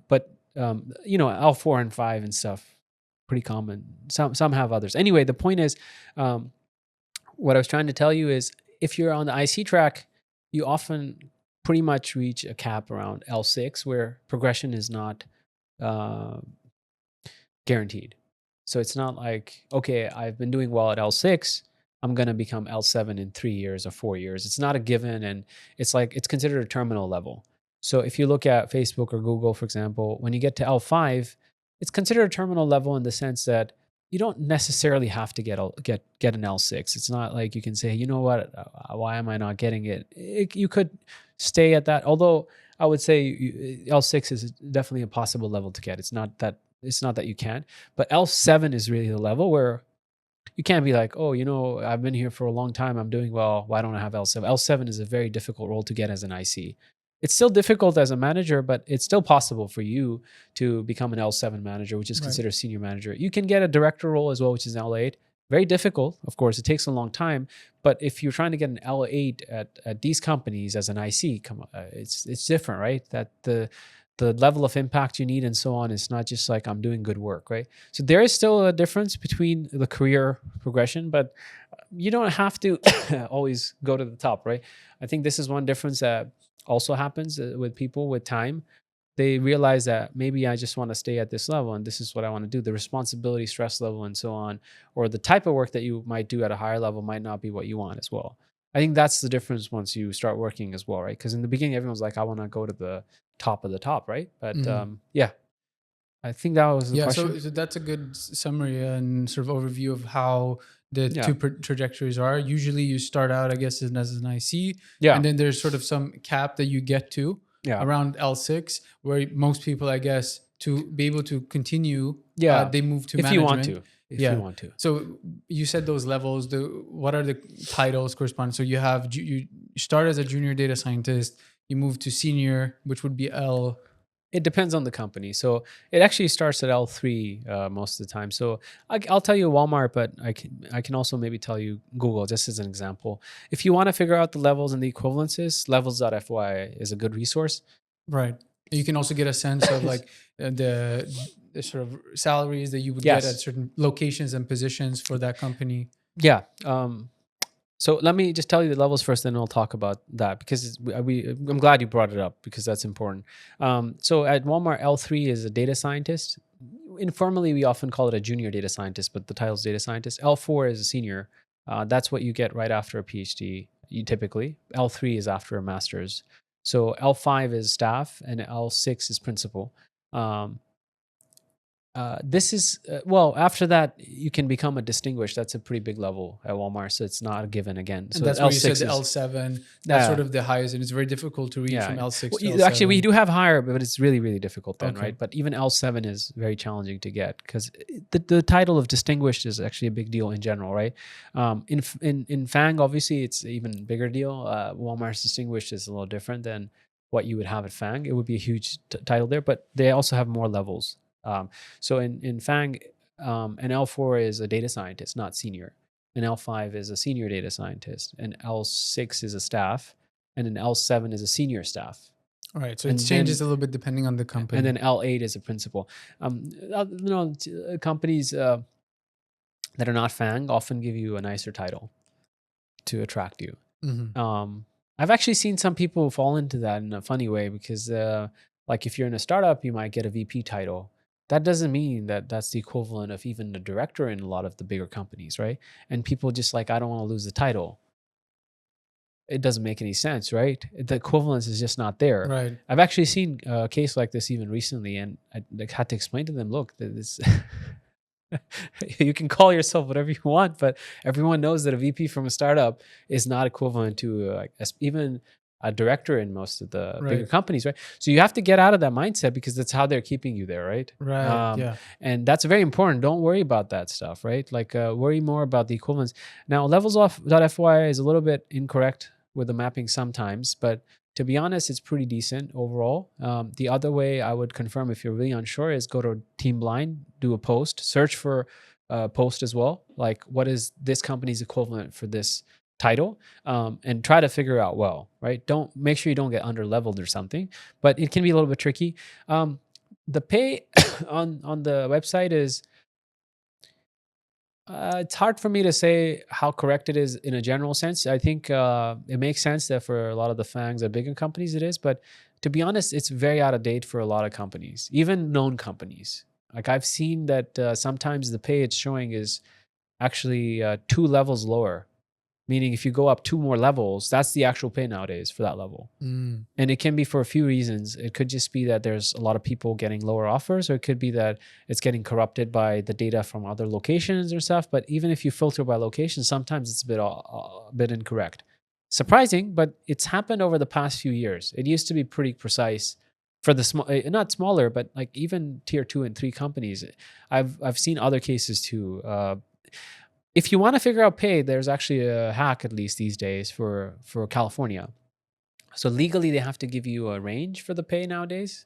There was some Yeah. legislation And that they're was not in the passed, advertisement for their and role. I don't know why, but maybe this is. I don't think it was part of the legislation, but they give you the range of the base. That's what I've noticed across companies. It's not the comp. The oh, we can talk about that as well, Yeah. I like think it might be how it very works. US specific, But but that's yeah. true.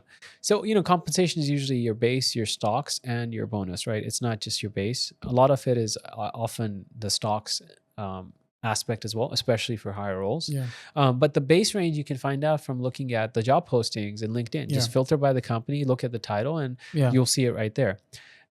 The ruling itself said you could have some fuzziness, but I've noticed a lot of companies just put the exact range, Okay. surprisingly. Okay. So they're usually quite honest with the I don't actual know range. why, but yeah, they don't put a lot of fiddle factor in there. I don't know why. Levels that sorry, Team Blind is also a good resource, but when you search for that role or that company and you find a post, make sure you check the year of the post. Things change over time, right? So don't use data from 5 years ago and be like, this is what I should be getting. It's a great resource to post your offer and just ask for people's advice, and people will give it. But if you see the advice, make sure you look at a few people's answers, because there's some people that don't know and they still post. They might be the company and they were lowballed themselves and they're posting all this stuff, right? So Mhm. try to calibrate based on who you think that person is, right? Right. And it's a very helpful community. I think it's useful. It's a pretty big game changer for people, right? Mhm. But yeah. I think that, yeah, that's a great way to sort of get a sense of where you should go into negotiation. Oh But yeah. before we get into that, I wanted to sort of these roles, right, are just the title is some sort of symbol for the responsibility of the role and what you will be having as the impact for the team, right? So maybe stick to the IC track, but we can also discuss the manager Uh-huh. route as well. But let's say how, as one progresses in their career, perhaps starting out as a junior data scientist to senior to a staff to a principal, Mm. if we're using this sort of Walmart leveling system, then what do you see as the progression in sort of learnings, skill, and maturity of the data scientist? How does that change over time? Yeah. Um, I can answer for Walmart, but not. Um, I might give you more of an answer around Google or something because Mhm. maybe that's what that applies to a lot of companies Okay. directly, All right? right. Because Okay. anything in that tier it applies to. Maybe just generally as these levels, right? Yeah, yeah, How yeah, does sure. the Well, I was responsibilities going to give you a change? little bit more specific. So obviously, in the beginning, you're more junior, right? So you're not expected to take on a big part of the project and have autonomy, right? That's the biggest difference, right? So you're going to have to get help from other people, and you're going to get smaller tasks. Even in software roles, give you an easy example, you'll be solving bugs for like a long time before they give you real code to do. You're solving just bugs in other people's in the launched code that's in production, right? So it's very boring, is what I've been told, until you get trained.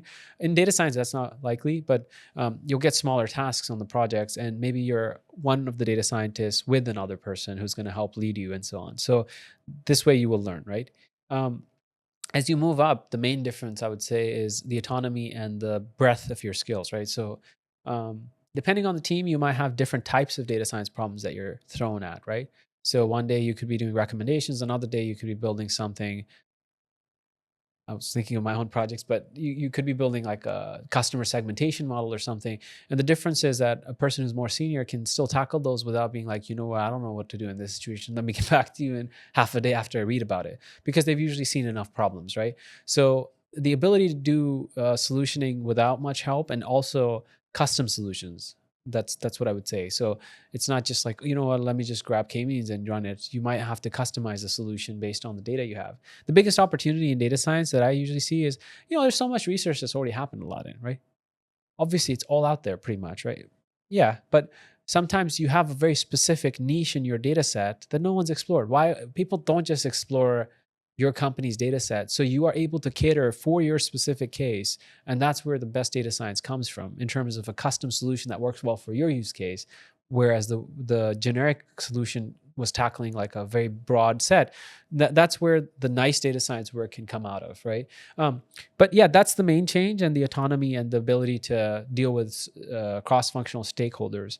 Um, Unrelated a little bit, but let's say you're at Google and you start as L3, L4, right? Those kinds of roles, you used to have people that were able to basically get their work done in just a few hours a day. Like, it's not a very stressful role, right? That's not a good, not a, it's a good work-life balance, a place where you don't have as many responsibilities. Why? Because you have somebody who's an L5 or an L6 above you, and they have the responsibility to make sure it's done as well. Right? Does that make sense? So you're not taking on as much stress Yeah, you're yourself. basically handheld through You're projects handheld. and you're not. L5, it used to always be, I mean, a bunch of people you would ask will tell you L5 in Fang was or is still the sweet spot, because you don't have as much stress either, but you have a good ratio of compensation to work-life balance. So it's okay. I mean, if that's what you want in life, there's no issue with that, right? That's where the stress level is still okay as well, and the work-life balance can be okay.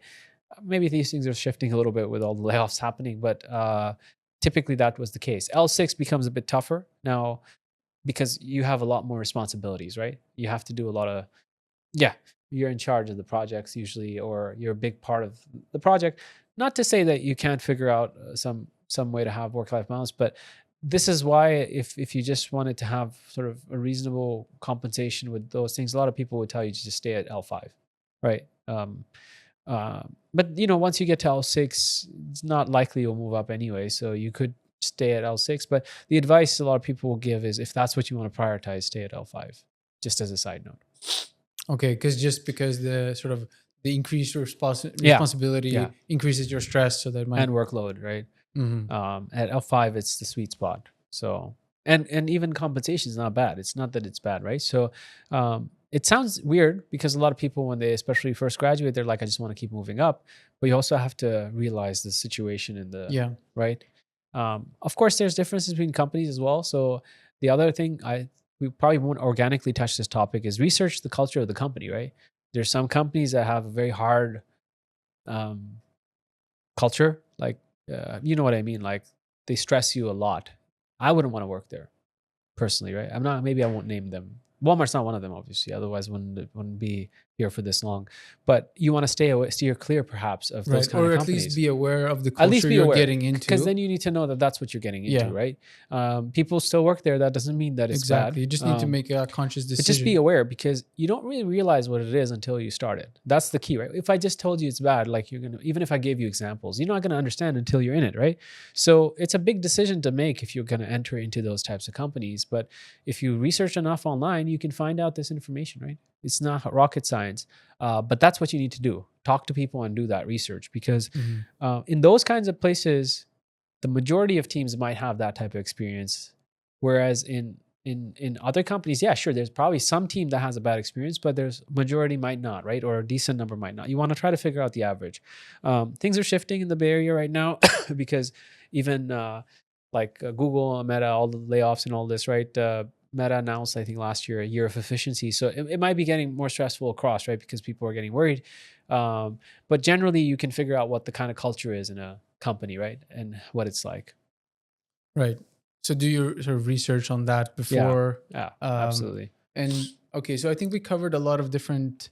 I think what we want to get into is also the actual sort of, we've talked about if you how to get to a point where you can get to interview, what you Yeah. should even like, generally how the interviews will be like, what to practice and prepare for them, and to allocate time because it does take some time of interviewing. You'll be doing a lot of them. Yeah. um, and then I think a major sort of point here is you will be in sort of negotiations, Oh and yeah. mainly this is mainly salary Yeah. negotiations. And I think this is a major sort of point where people have been interviewing for a long time. They might feel a lot of stress to just like, okay, just get me in. I just want to work, and just they want to get rid of Yeah. the stress of interviewing. Yeah. Yeah. So um, some employers might use that, Yeah. to lowball them and give them a low offer. What are your thoughts on like how to think of this in negotiations? What sort of advice would you have? Yeah. No, no, that's very important. This is one of the main things that I feel people get wrong often as well, and a lot of the times that people ask me about as well, right? Unfortunately, I'll give you the advice, but people usually they hesitate to follow the advice. I've noticed this, or they follow it to a degree, and then they're like, I'm done. I don't want to push more. But one thing I'll start with is, Just to be clear, there is a balance, right? You don't want to over push, but yeah, you don't want to also yeah, yeah, just accept yeah. I'll whatever. tell you, yeah, yeah, yeah. Well, I'll tell you where that balance lies, basically, right? But people get worried a little bit before that, typically, right? Um, so with negotiations, one thing you have to realize is, generally speaking, when they give you an offer, they're expecting you to negotiate. That might not seem reason. Maybe that doesn't seem correct to you, but why wouldn't it be correct, man? Everyone is supposed to negotiate, right? So they don't start with the best offer in most of the cases. Why would they? Because if you're a good candidate and you negotiate and they say, you know what, we're not going to negotiate, you're less likely to also accept, right? You're a good candidate. You were expecting to be able to go up, right? That's just how things normally work. There's too many people that do accept the first offer for various reasons, but almost always it's a mistake. There's only a few cases where I've seen where you try to negotiate and they just say it's a final offer. Now, typically, I'll start with this. I would say it happens in sometimes just because the person's interview was maybe marginal, the feedback on the interviews. That's what I would say. I'll give you an example. I had a friend who asked me for help for negotiating, and it was for Microsoft. I wrote the email. It was just a simple email, and they said this is the final offer. That same year, there were 4 people that I know that got in and they negotiated. So he might have had a borderline interview. That's all it is, right? Or it could even be that the recruiter just knows he doesn't have another offer and he's going to accept. I have heard cases where people, even after the final offer, were able to, like, they say it's a final offer, but they negotiated further.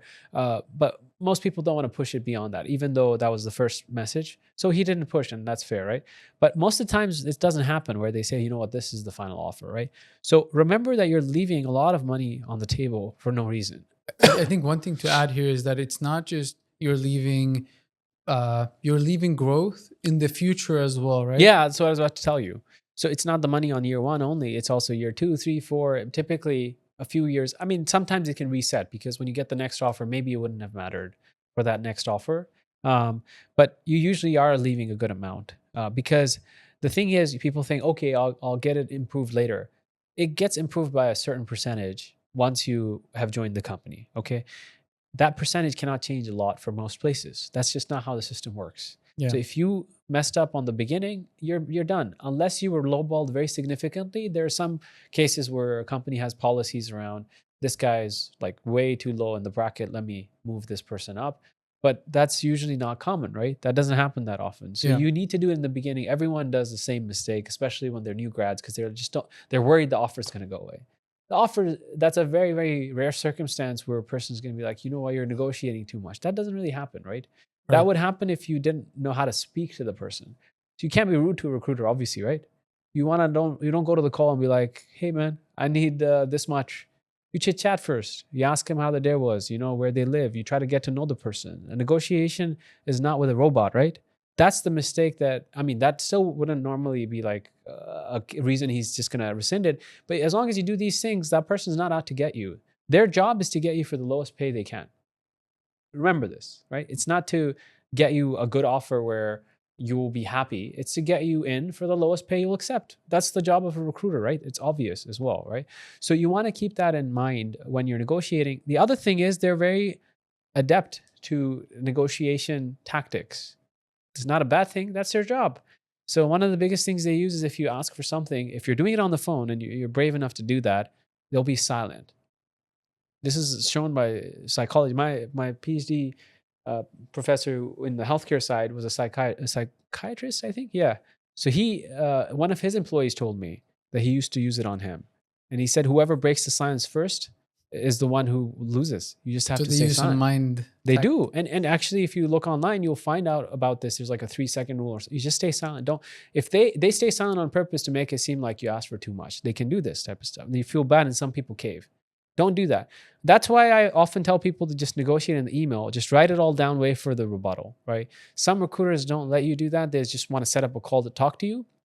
But I've done it through emails in the past, especially. Now I often just do it through phone calls, but you can do it through the email route if you can, right? So don't ask for the number you want. Ask for something higher. Why would they give you the number you want? If they do that, that meant you hadn't asked for enough. By the way, most of the times, right? Why would they give it to you otherwise? Now, I know. Anyway, going back to it, you should do some research on the numbers that you should get for the role, but ask for more than what you're expecting because they're gonna bring it down. But the key is to go back twice. They give you an offer, wait for the offer. Don't ever give a number first. People have done this. I know a friend who made a very dumb mistake.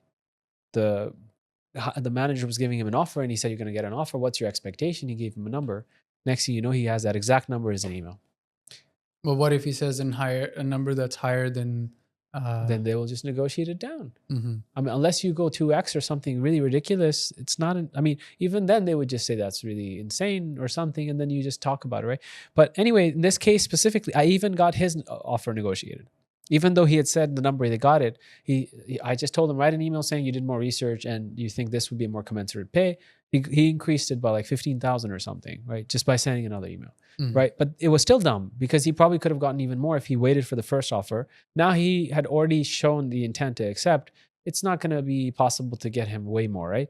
But anyway, the point was going into the negotiation, first get their number. I try not to give them any expectation in the beginning. They will try to ask you. Mm. Just say industry average and the usual stuff. You want to know what their number was first. I will do it once in a while because if I'm already familiar with the ranges, then I can do it, right? I already know how much they normally do, so then I can do it. But if I don't want to give them any numbers. So how would you respond if they ask you? Just say I'm not sure. I need to ask around. Need to do research. Just or market average, whatever. Just don't give them Right. a number.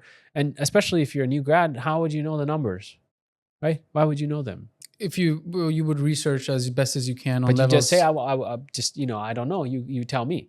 And then you wait for the offer. And then you basically, it's not like you have usually an insane amount above that you can go. You can't go 80% more or something, right? But you might be able to go a decent amount, especially if you research and you find out they just threw you in the lowest bracket. They might have just assumed you accept or something. That doesn't Mm. necessarily mean there's no wiggle room, right? Now, what I was going to say is when they give you the first offer, you go back with a rebuttal, right? With another counter, they will counter it again, and then you can go back one more time. And in this email or a call, you say, "This is what I want. If you give it to me, I'll accept." So you don't go back 5 times. This is how many you can go, and that's a very fair way to do it. You can go more, by the way, but this is where it's still safe. That's my Right. point. The other misconception sometimes people have is I don't have a competing offer, so how would I negotiate? That's BS. I didn't have a competing offer and I negotiated twice when I first joined, right? That's not a prerequisite. If you had that, it can help you in another way. You might be able to get more out of them as well, right? Because then you say, look, I'm getting this here. I want this to be more and stuff. And then they can justify it. 'Cause sometimes they need a justification for their system to be able to say why we're giving somebody more. But it's not a requirement. There's no reason you can't negotiate without that. Another mistake that happens in negotiation is sometimes you're teetering the line between two levels, L4 or L5, and you just say, they say, we'll promote you quickly and blah, blah, blah. We'll just give you L4. That's a really bad mistake. If you can get L5 there and you can sense that this person might give it to you if you just negotiate, get that L5 now. Because that impacts you later down the career, because they're not necessarily going to give it to you in a year. Just remember this. And when you go to the next company, that's a huge loss. You could have gotten L6 at another company. Now you're getting L5. This has happened to a few people I know. Actually, this happened to me. I think this is a great overview and sort of look on the negotiation. I think the summary here is basically don't relent, push on getting doing a rebuttal on the negotiation. Be mindful of the sort of strategies they might use. Sort of think about the fact that if you accept on a lower pay, the fact that when you do join, you'll feel quite bad about it, right? So try to be sort of, don't relent on that and try to push. This happened to a few of my friends. Yeah. When I was trying to help them negotiate, they said, man, I've already asked for a lot. I think I'll just accept. And they did it. Then later they're like, oh man, I should have gotten L5. I know someone who's going to get L5 who's on the border and he just took L4. It happened to me myself. When I first graduated, I was like, okay, I came out of school. The guy's telling me he wants to give me 4. And if he puts me on 5, he has to judge me against the 5s. And I was like, what do I know? I haven't been in industry. That was a huge mistake. I could have gotten 5. I knew he was willing to do it, but he made me feel like he would be happier if I took 4. And I said, okay, it's my first job. Dumb mistake, right? It happened to my friend as well, even though I tried to save him from this.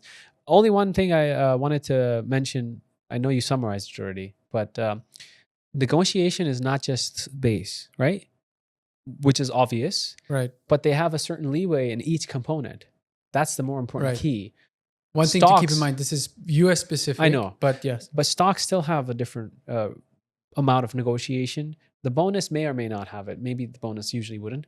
But then there's also a sign-on bonus. That since that's one time and it's only a one-time cost to the company, that often has a good amount of negotiation built into that, right? And so you don't want to just say, I want just the base increase or something. You want to do it across the components and come up with a total compensation for the year that you're targeting and so on. It's not limited to just the base. It's also more that they have, if you ask for this much base, they may not have more range there, but they might have the ability to give you that sign on. So you need to be asking for it, especially if it's in the second negotiation email. Yeah.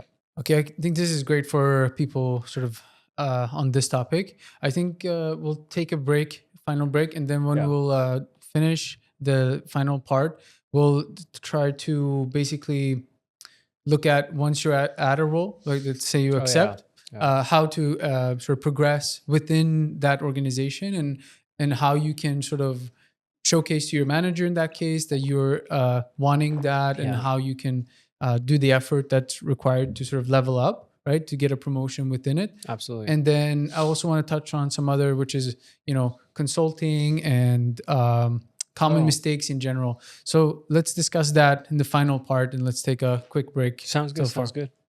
I think so far we've covered a lot of different areas, right? Yeah. And we've sort of tried to look at a longitudinal approach where, we start with someone just graduating, even what education to go.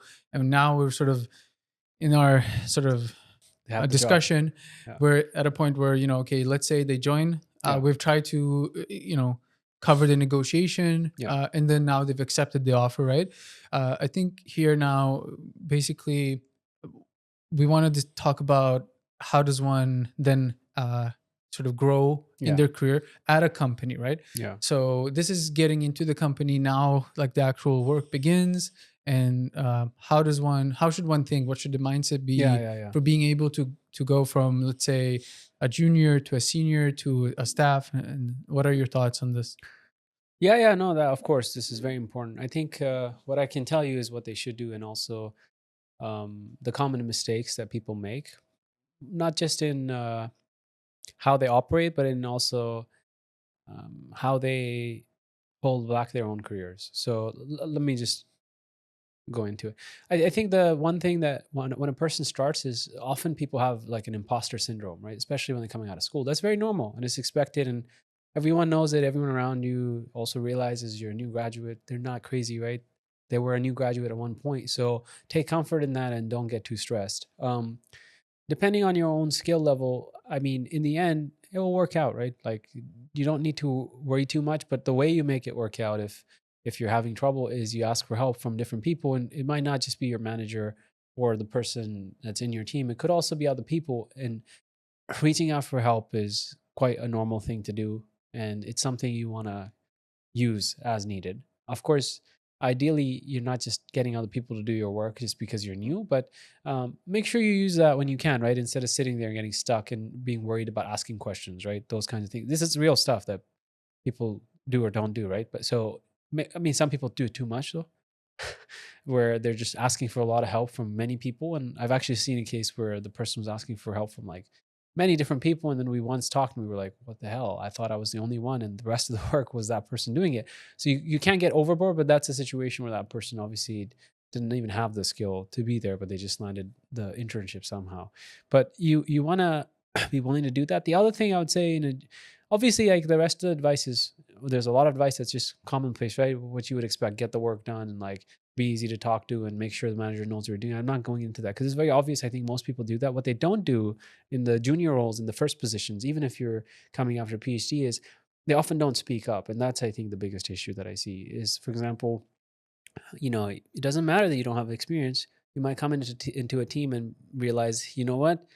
They're building models, but the data is not clean, and it should be clean. And I'm pretty sure that that's a bottleneck to performance or something. Go tell them, right? Don't just sit there and not say anything. I've noticed this, especially with juniors, that they're not willing to speak up. And sometimes it's a even more simple problem, like you have a tagging team somewhere that does that work, but they're not doing a good job. Okay, tell the manager, tell the director. Why wouldn't you, right? That's the difference between seniority and lower folks, right? But even when I tell some junior folks, they come to me with this stuff, and I'm like, tell them this is the problem. Why don't we try getting this other company? Even propose a solution, right? So I told them, look, I know a company that's good. I know this is a problem you're mentioning to me, and I've seen it before in the team. Bring it up. You need to voice these things. How are you a senior if you're not voicing the main issues in the team? Just because you're a junior doesn't mean that you can't do that. There's no one that's telling you that. That's the kind of thing that makes the impact in the team, right? Because you might be surprised, but there's a lot of teams that have a fundamental issue that's not either discovered or not being talked about. And you being that person shows that both you have the ability to realize it, but also to you're an asset because you're the one who's bringing it up. Now, if they don't take action on it, it doesn't matter, right? You did your part of letting that person know. And even if it's the director or the manager, they'll respect that because they know they can rely on you to not just be like, you know what, this is the mini thing that I've been given to work on, do what K means. They can rely on you to think broader on the solutioning, right? Because that's the main change that happens with time. Um, in general, even if you're junior, I mean, what you're trying to do is two things, right? You want to showcase that you can handle a project well. This is not supposed to contradict the previous advice, but you can handle the project on your own in the sense of the ownership aspect. It doesn't mean you don't need help. It just means that I can rely on that person to make, if there's a deadline, to make that deadline. And what that means is maybe you're stuck and you identify why you're stuck early enough, right? So it could be that you didn't get the data from somebody. So you should let me know at some point. If, for example, you ask that person it's going to take 3 days, keep me informed so I know that it's going to delay you, right? Instead of just saying quiet. And if you need help and you tell me I'm stuck on this part, then at least the manager always knows then, oh, look, this person, when they get stuck, they tell me. When there's a blocker from somewhere else, they tell me. I know I can rely on them, but I need to just help them a bit when I need to get the project done. That's fine, right? What's not okay is you just stay silent and you're not caring enough to let other people know this is where I'm stuck or this is what I can't do, and you're spending 10 hours just trying to debug something. So that's, I think those are the key things that you want to do, because then over time you'll get good enough anyway to be able to handle the project on your own. And that's when the person's like, oh, you know what? This person can handle the project on their own. I know I can rely on them to deliver, right? When there's a deadline. Now, if that deadline is too soon, when it's decided, you can let the manager know that you feel it's too fast, right? Maybe you won't do it in the first project, but eventually you can, right? That's also part of what you can do because you're closer to the work at some point. And a lot of managers are not technical these days, sadly. That's another topic, maybe another podcast. But the point is that that communication with the manager and creating that relationship where he knows or she knows that they can rely on you is the key part for you and your growth and the impact of the work that you create. The other aspect is you will have to deal with cross-functional partners, right? You'll have to deal with product managers and so on, and you want to make sure that they have good relations with you, right? Don't just go in there and talk about work only, right? You want to chit chat with them a little bit and so on. That's usually the culture in these places, right? You want to just talk to them in general as well, and so you have good communication. They know they can rely on you and so on as well. That also helps because they will sometimes, depending on the level you're trying to reach, they'll get feedback from cross-functional partners as well. On a side note, I mean, this is more. Actually, there's one more thing I don't want to forget. The biggest issue that I see with a lot of people is they're like, "Oh, I want to get promoted to the next level," and let's say it's supposed to take 2 years or something, right? You can't ask for that promotion after 1 year and 10 months. That's not how it works, right? Maybe that's how you think it's supposed to work. You didn't react the way I was expecting, but that's not how life works, man. You don't go to the manager and say, "Hey, by the way, I wanted a promotion in 2 years. Just 2 months left. Why don't you promote me?" That's not how it works. You have to bring those conversations up early, right? You want to start maybe even at a year, or you can even start earlier. You're not saying I want a promotion, right? You want to ask them what they need to do to get to the next level. That's very different. But these career conversations need to happen early because it depends on the manager, but there's a lot of managers where the mindset is, okay, I need to retain the person, right? And if that person hasn't shown me that they really care about career progression quickly, why would I? I'm not saying that's me, by the way, but there's a lot of managers that have that mindset. Why would I give them the promotion quickly if they're not asking for it? This is a big mistake and it's such a silly thing, but oftentimes the person who's pushing more can have a faster result because they've been pressing and they've been saying, and it makes the manager, it puts them in a position where the manager's like, okay, this person has asked me what I need to do to get the promotion. Of course, they often give you some fluffy stuff, right? Like you to have visibility and so on. But if it's a good manager, they'll also give you some concrete stuff. It might not be concrete to the point where it's like a metric where, because it could just, oftentimes the problem can be you're not at the technical aptitude you need to be. So that's not fluffy, but that's not like you can come in one day and be like, you know what, I went through the course again and I'm better now. That's not how it's going to work, right? Because when you get the projects based on what kind of solutioning you do, the person's going to realize. But the bad managers will often give you a lot of like fluffy stuff. You need to have visibility and so on, and actually that's important. But sometimes even when you have that visibility, they're just kind of find an excuse. There are people like this. That's also going to happen. But if you make noise for long enough, then if you think about a perspective on a human level, the manager can't delay you for like another 3 years, right? So this is one important thing. And for whatever reason, especially the junior folks, they're so hesitant to bring this stuff up. And I'm like, it's very normal, right? The other thing I would say, there are always annual reviews, right? And you get a rating, and you get, depends on the company, lower and average or above, and most people end up at the average, right? And the above average is reserved for a very small percentage. One thing that I would say is, don't get too gung ho on ratings necessarily. I mean, you should try to get a good rating, especially if you did good work. But sometimes you could also just try to get a promotion quicker instead of a rating and a promotion, like a hiring. Sounds like a bit weird, but everything that a manager gets can be a favor, right? Like from a promotion to a rating. So if you're asking for the rating and the promotion, that manager is going to have to do two favors for you, right? And the rating makes a difference in pay, but actually this depends on the company. Sometimes not big, right? So you could also be like, okay, if he's not giving me the highest rating, then I want that promo quicker. That's actually better for your career, right? If you get that promo 5-6 months earlier, that's probably even better for your pay and stuff too, over time, because that's usually a bigger boost, more likely than not, right? But anyway, keep that in mind, because it's like, what people don't realize is each of those things can be viewed as a favor, right? For that manager to ask, because there's only a limited number of high ratings for the org, not for the team necessarily, right? And for the same thing with the promos. So now it's not necessarily always a bad thing if you don't get the best rating if they're going to promote you quickly. So sometimes a manager might do that for you instead of giving you the highest rating, because that's not even worth it as a favor sometimes, because of the increase that you get is not that high sometimes. Depends on the company. Anyway, the last thing I wanted to say is a little different, but when you're doing all of this, right? It's great. You play your cards, you get to know the PMs, you get to know the manager, do the work, and so on. The main thing I think is you also want to make sure you have some level of integrity. This is the biggest problem I've seen in data science, right? Data science is not black and white. Oftentimes, there's a gray zone, and it's not about teetering the gray zone, but oftentimes people are pretty much building bad stuff, bad models, not working that well, and then embellishing the heck out of these things. And that's kind of the worst thing you can do. The other thing is stealing credit from other people, which sounds like it's gonna be hard to do, but it's actually not that hard. So one of the things I mean, it doesn't sound very like how would you do it, but then you see it and you're like, oh, that's how you do it. Let's say you're on a project, you're building something, and someone else gets added to your project, and they start taking some component of what you worked on, and now they start sharing that credit, and sometimes they don't even give you credit when talking about that work.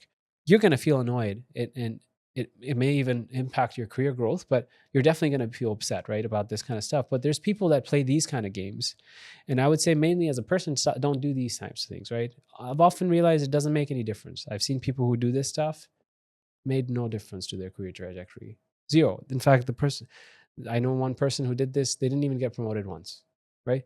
So don't do this, because you create a bad image for yourself with the peers. People realize you're that guy or that girl, and it often doesn't even manifest into anything, right? Mhm. But keeping that integrity is the biggest component. I've even seen people who are more skilled in data science that just end up in that gray zone, embellishing too much, and that's not good, right? You're not doing data science to just say that everything works and so on.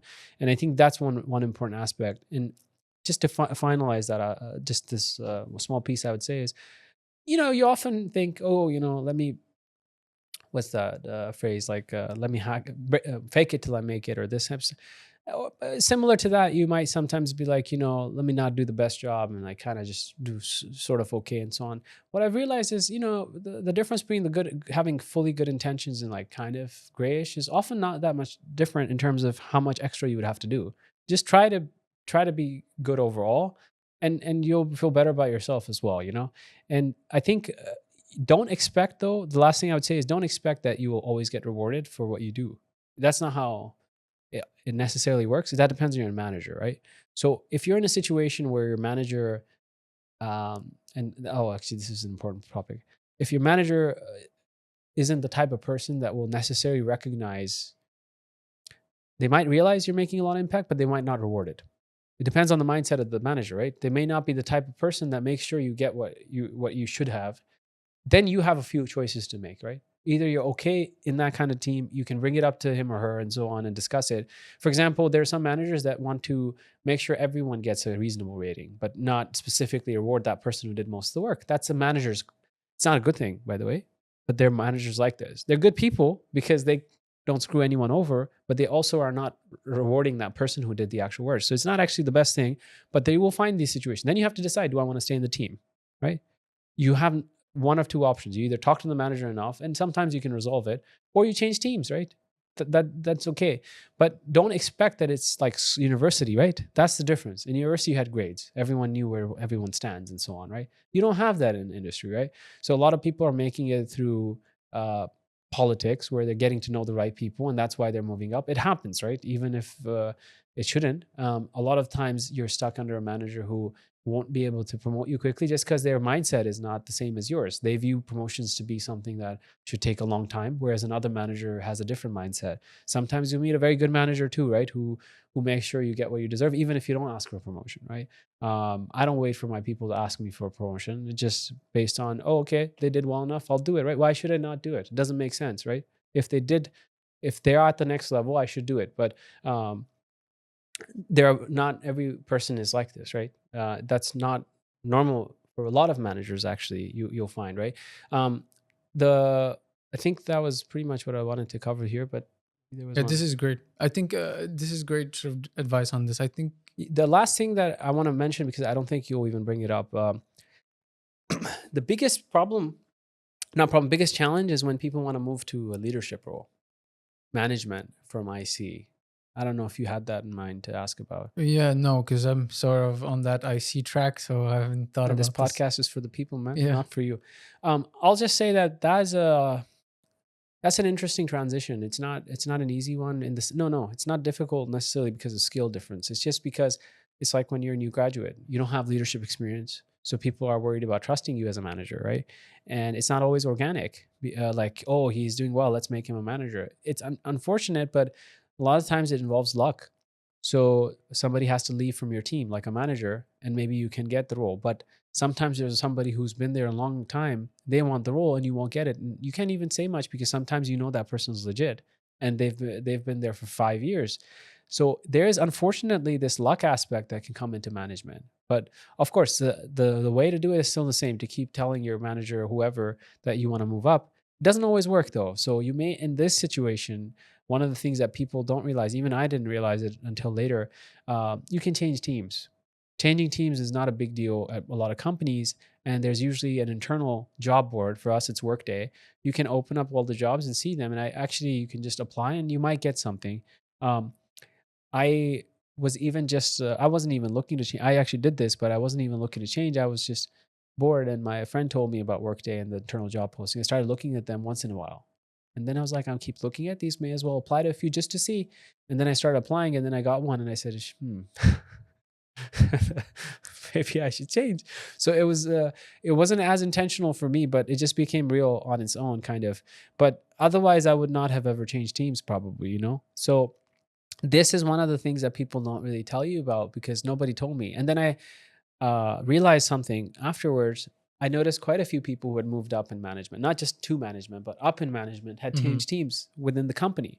And so the other advice, this is also one of those things where no one tells you, but if you're lucky, you find out. Um, let's say you want to figure out how do you get to you're a manager now. How do you get to the next levels, right? Like, what do people do? How long does it take? This was really interesting. All I did was I looked at my company and I looked for people who are at that role. Let's say whatever it is, I'll just make up senior director. I want to figure out how long it takes, what the trajectory is. Open a notepad or whatever you want, or a piece of paper. Open each senior director at the company because there's not going to be a ton, right? Look at their trajectory of where they started and figure out how long it took from the previous role. Did they change teams? How long in terms of years? Just write down all the numbers, do an average, make a freaking chart if you want to. And what I found was that the numbers of like how many years it takes, get an idea of low end, high end, middle end, how often they change teams to get the promo. And it was a bit consistent with what the recruiter had told me. Because I also had a recruiter who I work with in the company and asked him, and he said, this is how long it takes. So the data doesn't lie, right? You're a data scientist. You can do this type of stuff as well, right? To figure out how long things are going to take, even for an IC role, right? And that's very important. You can also reach out to some of those people who are at that role and ask for advice if you want to. There's no issue. But a team change is one of those hacks which you can always leverage. However, the only thing I would say is, let's say you're an L4 as an IC, don't change teams to get to L5. It's usually not necessarily a big jump, right? Save that for when you're at a position where you know it's going to take a long time to get to the next level. And because you're moving teams, the other team probably has a need, and maybe there's something they need from your skill set, so that you can accelerate your timeline because of that, right? So sometimes, for example, at Walmart from L5 to L6, my overall thought would be that they want people to take around 5 years, which is a long time. So if you're going from 5 to 6, even from the IC track, you could just change teams if you want, and don't. Maybe, I shouldn't be telling them this, but you could change teams and maybe get it in 2 years, right? And that's an option. This Right. kind of equivalence will exist at other companies. And okay, so this is good. I think one thing I wanted to ask was basically, now we're talking about internal team change. Yeah, yeah, If you're maybe stuck, right, Mhm. at your current team, what about sort of Yeah, yeah, applying externally to yeah, other yeah. companies? I think there's obviously there's nuance here depending on the situation of the person, but do you think that's generally a good thing to do that would accelerate them? Yeah, Or yeah, yeah. No, no. That's actually a very good question. The reason I mentioned the internal one, well, actually, probably because I did it myself. But the internal one is a bit lower risk usually because it's a lot easier to just move teams. Sometimes they don't have a formal interview process in other companies. It could be just a smaller conversation.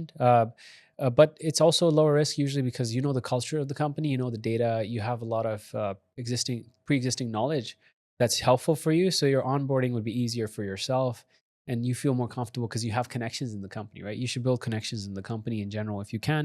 Um, but if you move outside, there's a mental burden as well, right? Like, oh, I'm moving to a new company. I don't know what it'll be like. If you're actually trying to optimize for pay, moving to an external company is better because when you move internally, there's a cap usually of how much your pay can increase. It's not the best move. It's not going to be that big of a move typically in terms of the increase. But if you move outside, you can increase yourself quite a bit. Because if you're going to another company, why would Yeah. you go for 10, 15%? It doesn't make sense, right? So Yeah. it's better for you there. It's also, I do know, I have a friend who kind of moved up from, I don't know, L3 probably to L5 or so very fast after the master's, and he just kept bouncing companies. You can do this. There's not a big downside to this. There's only two things I would mention. Number one is if you want to move to management, it's better to stick around at a company at some point because then you build trust and you can move to management. Otherwise, it's tough to get a management role at another company when you weren't a manager in your own company. Of course, some people become L6 and they kind of mention they're a lead and there were two people under them. Sometimes they also embellish and they're able to get it, but that's not really ideal because a lot of them, they just embellish their title and their role, which you shouldn't do that, right? That's the other way people do it. But it's more easy. It's easier if you stay in that company and then move up to management and then you can move after you become a manager. The second thing I was gonna say, so what was I saying? So, We're talking about external company oh changes. yeah, the other important part is, you know, you can skip around, but the ideal is for you to stay around 2 years at least at a company, and 3 is very safe, but 2 is ideal because let's say I see somebody who skipped around every year 3 times. My obvious thought is going to be he or she's going to come and leave, right? Right. So what is that estimate of around how long? 2, Two. And I 2 guess is a also minimum. one thing to add is if you have made a mistake of going into a company with a lower bracket, this is the way to fix it, I guess. This is the Because way you to fix can't it. you Yeah. can't fix it internally No, because no. there's a cap. The other caveat is it's not don't take that too as okay. Let's say you graduate and you got a job and you're leaving in 6 months or a year. That's okay. You're allowed to do it here and there, especially after your first job, right? But let's say you skipped after the first job and then the second and the third. Yeah. You've made it a trend, right? Especially if let's say you did maybe 1 year, but then you did 4 somewhere, and then you did a year even, and then you're moving again. It's okay. The main thing to see is did the person stick around somewhere at some point, right? It's not a big deal. Or especially if you got laid off, it's okay. Especially these days, people get laid off, so it's a shorter time frame. But if you make it a very obvious trend, it's even discussed in the panels, the interview Right. panel, that this person left a lot, right? But I've seen cases where somebody left a lot recently, but they had a job for 6 years at one point, and we're like, okay, if the job's good, the person does stay. So um, it's a good option. I mean, by the way, there's a theorem around this. I don't think it's not even specific tech. They say you should to optimize your pay. The ideal is even to move every 3 years. Hmm. That's how you maximize your pay Right. overall. I didn't really look into it, but maybe it's less optimal to do every 2. I don't know why, but probably there's a sweet spot, right? Right. But yeah, that's also a very reasonable option. The last thing I would add is I'll just mention this. So, if you stay at a company like, let's say, that's not tier one, you have sometimes the ability to, especially if you're good, to move up quickly, right? And then it's not necessarily bad compared to going to a FANG, right? Because a lot of people idolize, oh, I want to be at a FANG, but career progression might be slow for you there, right? So Right. if it can sometimes be about optimizing the short or the long game, right? And also you have to realize that maybe you can make a lot more impact in a tier 2 or 3 company versus what you might be able to do in a FANG. Um, I feel like a lot of people, especially when they go to university, they're very brand conscious and so on, and they might be like, I want to go to Google or Facebook, and they might have those aspirations.